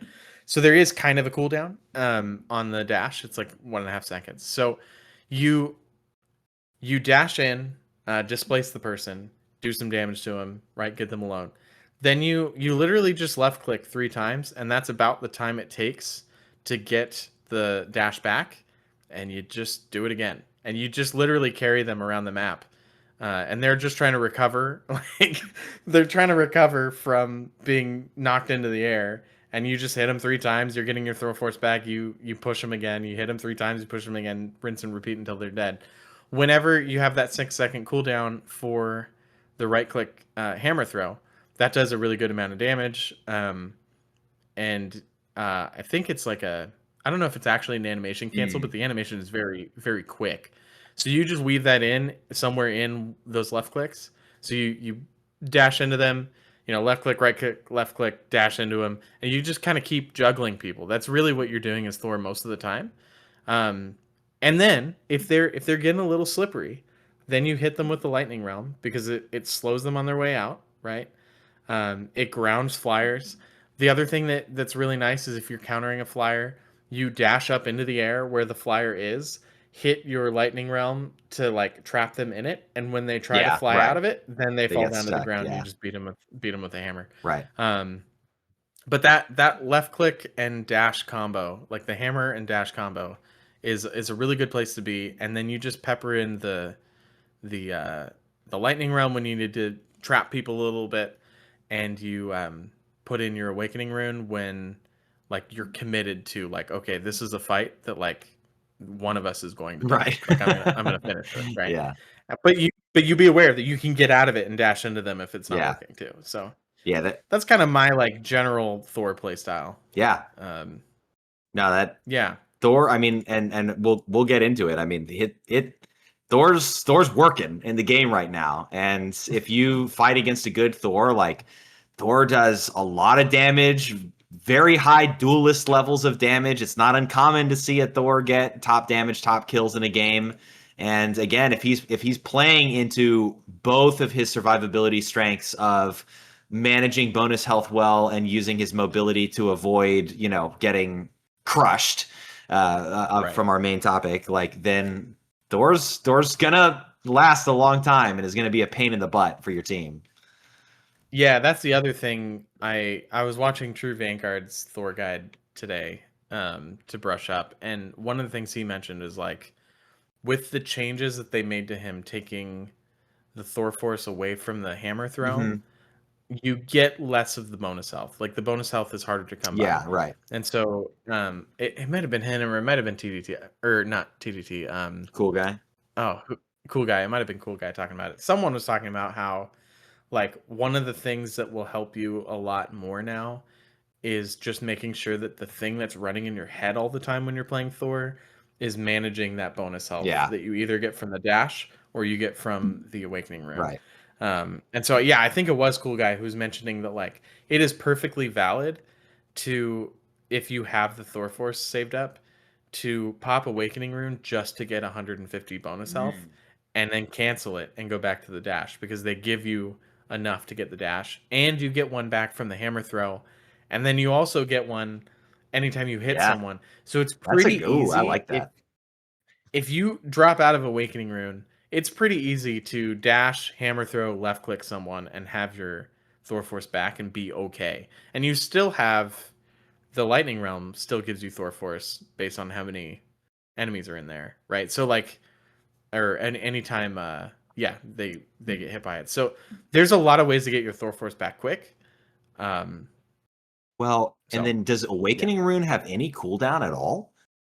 So I don't see one listed on here. So can you Awakening Rune, cancel, dive in, Lightning Realm, hit 2 people with it, get your Thor Force back, and then Awakening Rune again, and just like Oh my gosh! Theoretically you can, but you're not going to get any extra bonus. Well, no, but it caps at 150. But what I'm imagining is in the process, like you're not doing this with no resistance, right? So you pop Awakening Rune to like start off with 150 bonus health, then you dive in, you get a couple hits out, and you've depleted your bonus health, then you get it back again, and now you're in their face. You're in their face. You get the damage over time from popping Awakening Rune, and then are slapping people around even more. I'm gonna have to experiment. Yeah, with that. Yeah, me too. I know. I'm glad that we have this this Angela Thor thing going, and that I know you've been playing way more Thor than I have, but I think we're both happy to play either of these characters right now, which is a cool place to be. Also perfect because he's both of our 15th most played. Well, we got to finish out his kit. So his ultimate, God of Thunder. This used to be. I'm dropping a little meme here. Holy crap! That scaled up so large. Of Thor. This is how this ultimate used to be seen. It's the group of people talking in a circle, and Thor on the left saying, "Behold, the God of Thunder." And then the guy leans out, gives him a big thumbs up, and then goes back to all talking again. But no more. It has been buffed, and it is really scary now. I have gotten killed. I don't know that I can count. I don't know. I don't remember like being killed by this ult in the past. I'm sure I have, but I don't remember. And now I've been killed by it like 3 times this week. So I'm getting 2 or 3 every time I pop. Yeah, right. And, like as long as I don't do it in a bad situation. Yeah. Heck yeah.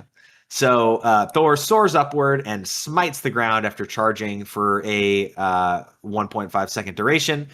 He inflicts damage upon landing and now stuns enemies within range, which is a new thing that they just added this season. So while charging, he creates a spell field that deals 40 damage every half second.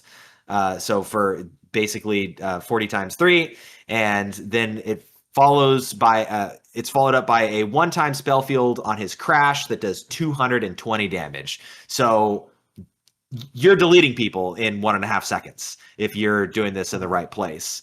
And you might say, well, what if they run away? Well, when he lands, he stuns surrounding enemies, and while he's in the air, it has a slow effect too that isn't listed on here.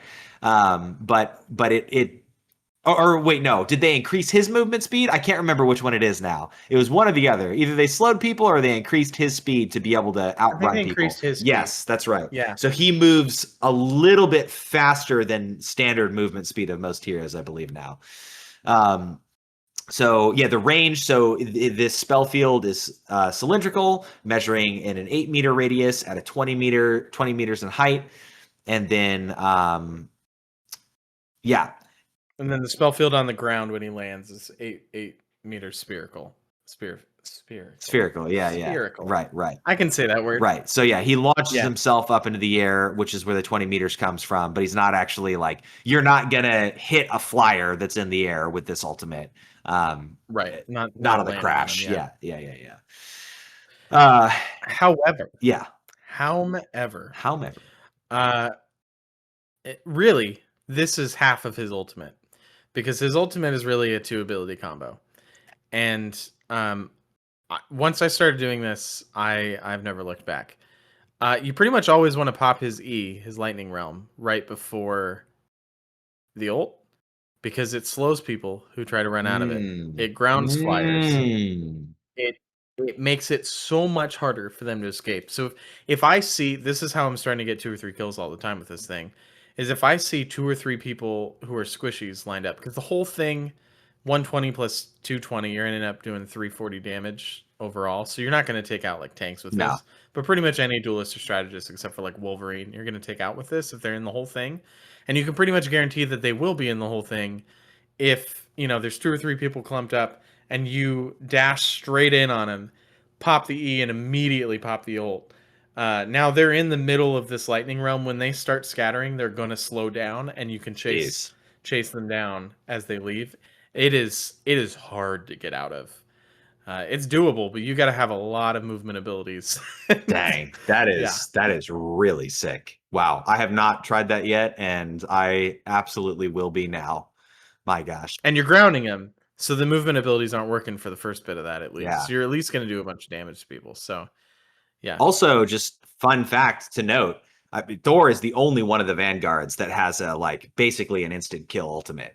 Everyone else, there is kill potential with, Emma and Penny and whatnot, but like Thor is now the most consistent with that, which is, again, pushing into his like duelist Vanguard hybrid of a class. So heck yeah. Awesome. Well, he's also got a couple passives, and kicking it off with Odinson Reborn. So this is just a passive. If he dies, there is a brief window where if Hela is on his team and gets a kill, she revives him with 80% of his health and a 50-point bonus health on that.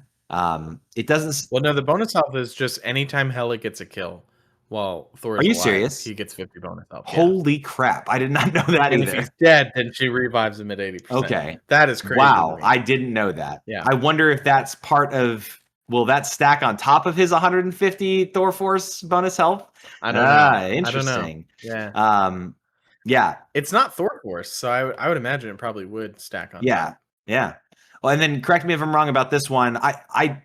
It's just the entire time he's dead, right? Like, it doesn't matter how long he's dead. As long as he is dead, she can revive him if he gets a kill.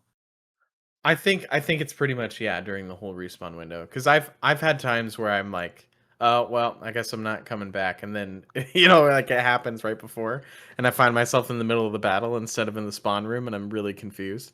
So I think it is pretty much the entire respawn phase. Now, the more I ask, I keep having more questions about this, because there's no way there's no cooldown on this ability. You can't just like charge in, die, Hela kills your back, charge in, die, Hela kills your back, right? Like, there is a 1.5 second respawn delay according to this. See, I read that as when she gets the kill, you start like Adam Warlock's res, you start like phasing back in over 1.5 seconds. Right. I don't know. Dude, that'd be ridiculous. I feel like Hela's, it just depends on how often Hela gets a kill. Wow. Well, if that's true, yikes. Now you got me looking this up too. Well, he looks that up. I'll talk about his new team up ability with Angela from season 4, which is Thunderstrike Pike. So Angela shares fragments of her Ichors with Thor, empowering to hurl a thunder spear that restores Thor force for each enemy struck.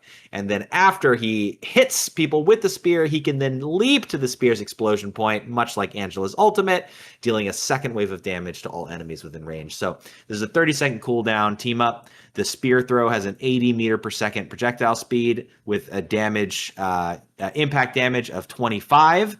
The projectile generated spell field range is for 5 meters, and that spell field, the explosion, is 30 damage. So if you hit someone with this, you're basically doing 55 damage. And then the hit ground spell field range, this is you jumping to it, has a 5 meter radius again, and then that damage is 45 damage. So you can potentially do 95 damage with this spear, with this spear throw dash team up, and then the maximum distance you can leap with the spear throw is 30 meters. So you can't like yeet it across the map and then Mr. Fantastic grip yourself. The beginning of the match, just check it on the other side of the map. Imagine, dude, you do that, and then the Thing and Mr. Fantastic use their leap abilities, targeted leap abilities, and just the three of you send it all the way to the other side of the map. While Hulk just throws the Wolverine for good measure. Yeah. You need to just have the entire paratrooper comp. That would be freaking hilarious. But yeah, this thing is sick. I think I've only played two games with Thor this season, but both games I picked him because someone else picked Angela before me, and I'm like, all right, I mean, I'm still gonna have a great time. And dang, this thing slaps. Like adding an extra 95 damage to his kit is ridiculous. Thor is already thriving right now, and this is a disgusting addition to his kit. 100%. Yeah, both of these team ups are amazing. Yeah. Like, we talk at the end about when do you play the character, and like if I see a Hela or an Angela, right now I'm picking Thor. Yeah, just he's so much fun on his own, but with either of these team ups, he's just gross. Absolutely. And I mean, Thor and Angela just play so well into each other. Like we were doing such nasty things, grabbing people and just beating them down. Especially, it depends on how capable your backline Very is. True. Because we neither one of those characters are like anchor tanks. Yeah. And in Angela's case, she's not really near the team most of the time. Right.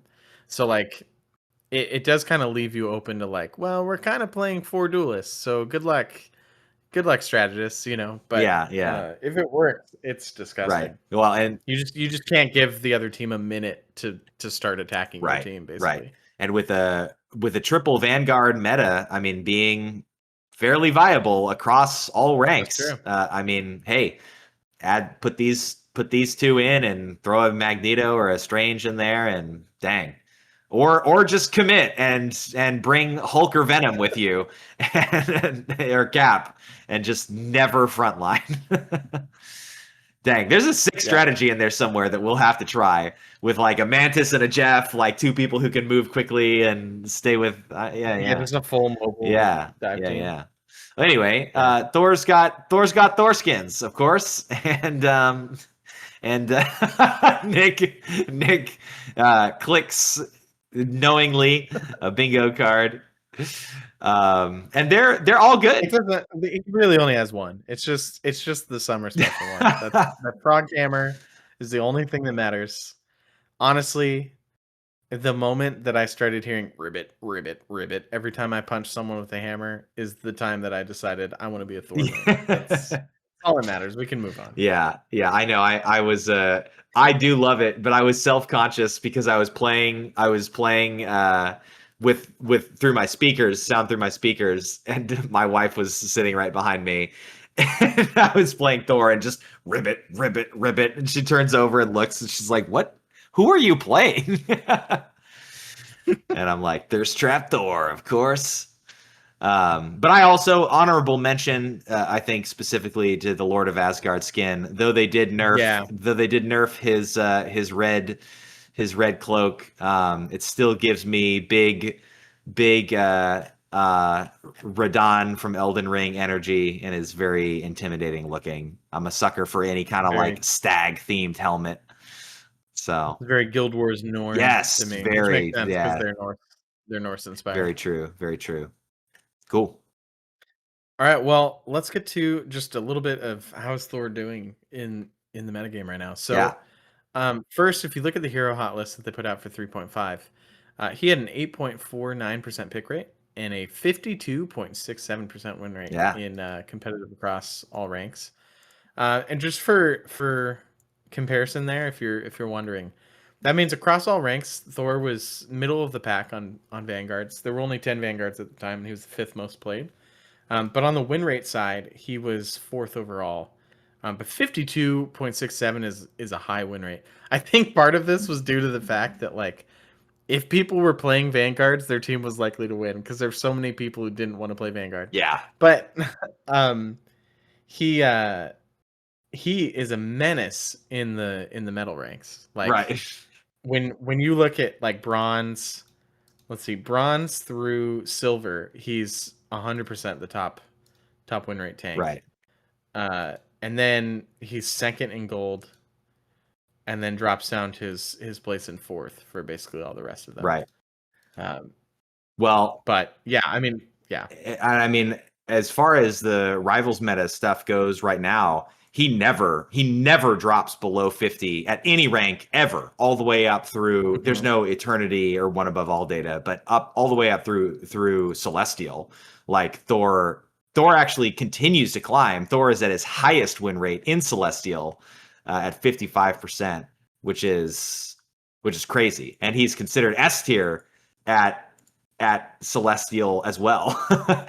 So Thor's doing well. Yeah, he's doing really well. For sure. Which hey, credit where credit is due. Granted, they did change a couple things, important things after his rework, but immediately after his rework, so many people, myself included, were really concerned about his viability and playstyle. But I mean, we all were, right? Right. Like Thor's rework, more so than Jeff even, was the one that people were just like, I don't get it. And also at the time, like going into season 2.5, because that was when the original Thor rework was.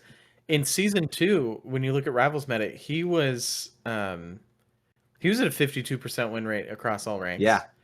And then he went to 2.5 when they made the change, and he dropped down to 50. People were like, he was already good, but he wasn't impressive. Like, why are we doing this? But you can see as you look through the data that it just took people time to figure out the new Thor playstyle. And then also, it looked like it took that last change to adding the grounded ability to the whatever it's called, the E ability. Yeah. What is it called? Lightning Realm. Yeah, there we go. That seemed to really make the difference. And that makes sense because season 2.5 and 3, we had all the flyers everywhere and everything like that. And Thor's going to be struggling with that. Right. But I'm glad to see him finally climb back to the top where he belongs. Yep. I mean, Thor's super cool as a character. I had the honor of having Thor as my nickname in my last job, the last place I worked, which was super fun. As I am a long-haired blonde Norse boy, and I want to keep playing him for sure. Me too. When we're doing our team ups and like I already said, like I'll never be upset to play Angela or Thor right now. They're both just in such a fun place in the meta that it's a great time. You already kind of spoke to what you picked them, when you picked them, what you picked them for, when you've got access to either of his amazing team ups. I mean, it's a no-brainer. But also, I mean, I would say I of course still pretty heavily try and consider if this is competitive we're talking about. And Thor is in my, I felt that Thor was in my wheelhouse. Like I'm still making sure that I'm going to have an anchor or some sort of anchor, or my entire team needs to be with me if I don't, because Thor really relies on that support. The reason why I had Crush as his counter is because if the team doesn't have anyone else to focus on and it's just him, the overhealth just isn't going to matter. That 150 is going to get burned down real quick. And he has no other defensive options other than to try and retreat. And even for that, he still has to charge it up to get a lot of use out of it. So he gets very vulnerable when there isn't someone else to help redirect fire.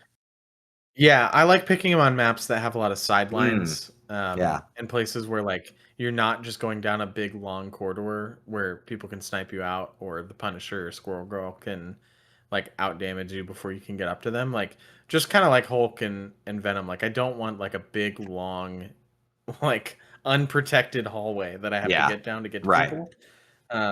So I mean, those are going to be the times that I swap off of him, is when there's like a Squirrel Girl or a Punisher, or sometimes even an Iron Man. Although now with the Lightning Realm, you can really bully Iron Man. Like if you get him down into the ground, there's not really much he can do to get away. I love it. So that matchup has kind of changed, but I mean that's kind of where I'm at with him. Sweet. Well, any final thoughts you have? Yeah, no, cool. All right. I like hammers. So I like Thor. I like thunder. Yeah. I like Thor. So, and lightning. It can be very, very frightening, but I feel like our editor should enjoy that one. Let's move on to the Reddit takes and the mailbag.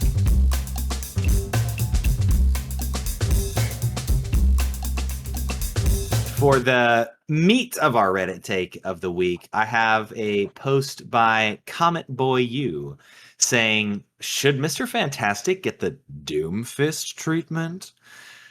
And then they go on to say, essentially make him, this is a long one, so bear with me. Essentially make him a tank and increase his survivability and crowd control. Like his health could go from 375 to 500. He can use his big mode on a cooldown every 8 seconds. Let him use his abilities. Big mode could also give bonus health in proportion to his elasticity. And then give some other extra like gameplay related functions to turn Mr. Fantastic into more of a tanky thing. And yeah, the main it's not about like, I don't care about Mr. Fantastic specifically, but how do you feel about like role swapping in a game like this? Do you think that it's something that Rivals should consider if the community keeps having this issue? Like if the game keeps having this issue of not having enough Vanguards and strategists, like, is there room for that? My gut reaction is no. I think the only way that Overwatch was able to get away with it is because they radically redefined, their structure. I mean, you can argue that all they did was change it from 6 to 5 players. Like, no, they had to completely rework the way all the Vanguards or tanks or whatever they were. Right. Yeah. But I don't like I don't like this too, because I also don't feel like Mr. Fantastic isn't already ridiculously survivable and has a lot of crowd control. Like that's like already his thing. So like if this suggestion was, hey, why don't we just slap a Vanguard title on him? I'd be like, well, maybe. I mean, yeah, he kind of is straddling those two. Like that would add another, but it's not going to really change anything because people who are playing Mr. Fantastic are going to play him. Like, it's not like a whole bunch of people are going to see him in Vanguard now and go, oh, a new Vanguard, I should play. Like, it's if anything, it would have the opposite effect. It's like, hey, he's not my DPS anymore. Yeah. So I don't know. I feel like he's fine. You basically echo the sentiment of the top comment where the person says, as a read main, I say go for it. It wouldn't change the playstyle that much. Is I think the key takeaway there. So that is true. I do think that, like, I don't know. I think it could be interesting if there was just something that was seen as a fumble. I've heard some people speculate. I doubt that this is true based on the information that we've gotten from the devs so far, but I've heard some people speculate that Angela was supposed to be a DPS and that they changed her to be a Vanguard. Like I kind of doubt that. Yeah. But I will say I do think it is interesting to think about characters that could have been in other roles. Like we could have seen a Hulkbuster Iron Man or something like that. Right. But I'd still like to see that. Give it like make War Machine Vanguard and make him in a Hulkbuster or something. I'm in. Yeah. But yeah, I feel the game, like, there's just so much to draw from. I guess my thing is the amount of resources that you would pour into moving someone from one category to another. Like, why would you not just make a new hero in that category, essentially? Like, I mean, that's the other thing. If there weren't like drastic amounts of like if there's drastic amounts of changes to his kit to do the move, then yeah, you're basically just making another character. And I think the better move, and I think what Rivals devs, I think even Guangon has said this at one point, is we would just make another character in Vanguard that's more interesting, right? With a similar idea. But like, if it's not going to be some drastic rework, then really all you're doing is changing a label on him and saying, look, he's Vanguard. We have one more Vanguard than we had before. Yeah. And like, do you? Like, did that really change anything? Because he's already in the game. So if people aren't considering it as him being enough of a Vanguard to not be in the list of like, we have too many duelists, like, that's not going to really change that much because you change the label. Right. Like, it's the issue is about what the actual game is doing, not not how many of them are labeled in this category. Right. Yep. Cool. Our second Reddit take is just for the memes, just for me specifically, since I talk about it and notice it all the time. This one is by, I don't know how you pronounce it, but I'm going to pronounce it the way I really want to, which is Popo She-Rat. And they say, Rat hole. When they steal your MVP last minute, art by me. And it's a picture of someone handing a medal to Magic and then Jeff swooping in and biting it and taking it away. And Magic's crying. And I want a third panel where he does that thing in second place. yeah. Drinks the champagne and like drinking the champagne. Yeah. Right. But no, it's so funny because I notice it. I'm constantly tracking MVP and I notice it all the time. There's so many times I want to know what the game logic, I really do want to know what's happening in the game logic where like I have MVP and then the game ends and then it swaps to someone else. Like 100% there wasn't a final play and then it swapped. Like I had it in the end game screen and then it's not my MVP animation at the end. Oh man. Sorry, Josiah. It's okay. It's not really a big deal. But what is a big deal is getting another email. Thank you. We got an email. Yeah. We just got an email. I wonder who it's from. It's from Chris. It's from Chris. And it's a deep one. It's got some laughter, some tears, some heavy content, but let's talk about it. So he says, "Hi, my name's Chris," as the email probably gave away. Yes, this was his full name. It was Chris. Yeah. Don't worry. We redact all that. So he says, "I've been enjoying Marvel Rivals, but it's my first hero shooter. I am just a big comic fan. I was listening to your podcast and the part about negativity, and while I don't have screenshots, I do have a number of unpleasant experiences. I have been told to, I will TikTok filter unalive myself while trying out Moon Knight. I've been told to quit the game while trying Hulk, but I've also had positive experiences. A few people have thanked me for my good healing as Rocket, which is what helps me stay in the game. One other thing I noted is, as a new guy, it auto switches back to quick play, even if you had the last battle set to AI before opening the game again. Not really an issue, but like me, I assume some players have started a match only to realize it's no longer on AI practice anyway." Well, first of all, that's awful. And I'm sorry that you've experienced that. Never, ever okay. I hate that kind of stuff. And I hope that you report that behavior. All of us should be reporting that sort of stuff. There's no room for that in any gaming community or anywhere in life in general. Hopefully you're able to just kind of push past that and know that people who say those kinds of things have a lot of problems of their own going on. But Marvel Rivals does have a problem, and people. I mean, I joked about it in the first part of today's episode. The top comment on the Technically Speaking video was a meme about how toxic the community is, and though it's a cute throwaway on the video, like it's only funny because people know that it's true. And, something that I would like to see, just to riff for a second, something that I would like to see them implement is some of the great stuff that Overwatch and Siege and other similar kind of games have done, where there's like a social score, like there's an incentive for being nice, where people can give you upvotes and downvotes, and that there's actually rewards for being cool with your teammates and stuff like that. Just anything to incentivize better play, and again, just for everyone. Like I've been trying to do this by just the more we've talked about it throughout the show. Like when someone starts flaming in quick play, I just kind of like put in chat really in quick play, like they're fine. Like even if they suck, I might even acknowledge, I'm like, oh my gosh, that guy's like 1 in 16. But that's in my head.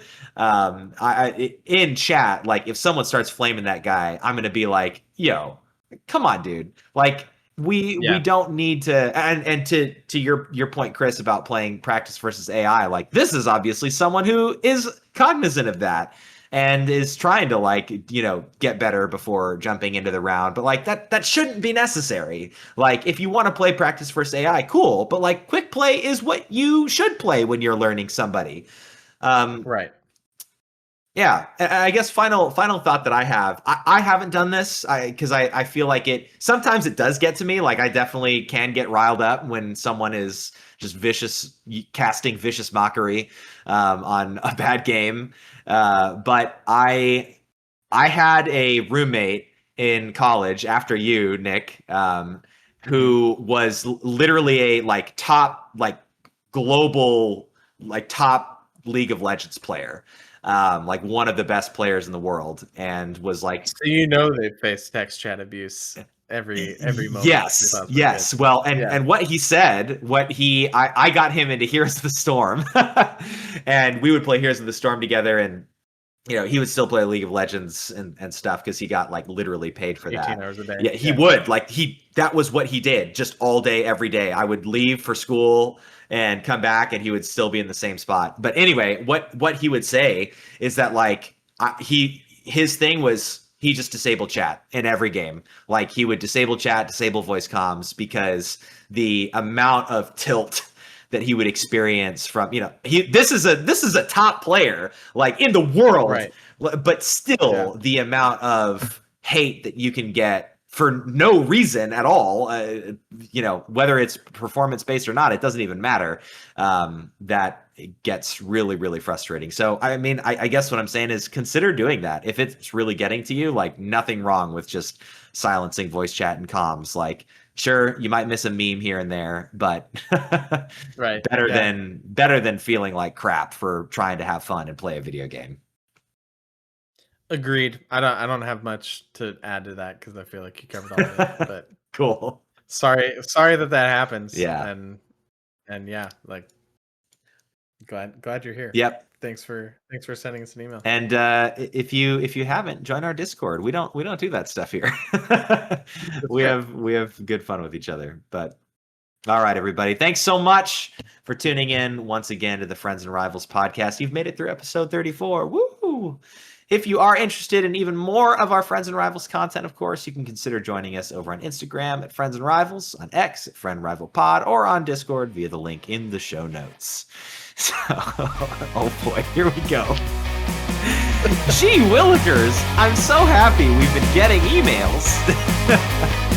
If you've got a question you'd like us to answer in our next episode, you can email us or drop it in our Discord chat or in the comments on Spotify for this episode. All right, everybody. We will see you in the multiverse. See ya. Speed. Marker. And action. You know him. You love him. The MCU's giving him the same character arc half a dozen. Keep rolling! No. We'll do it live!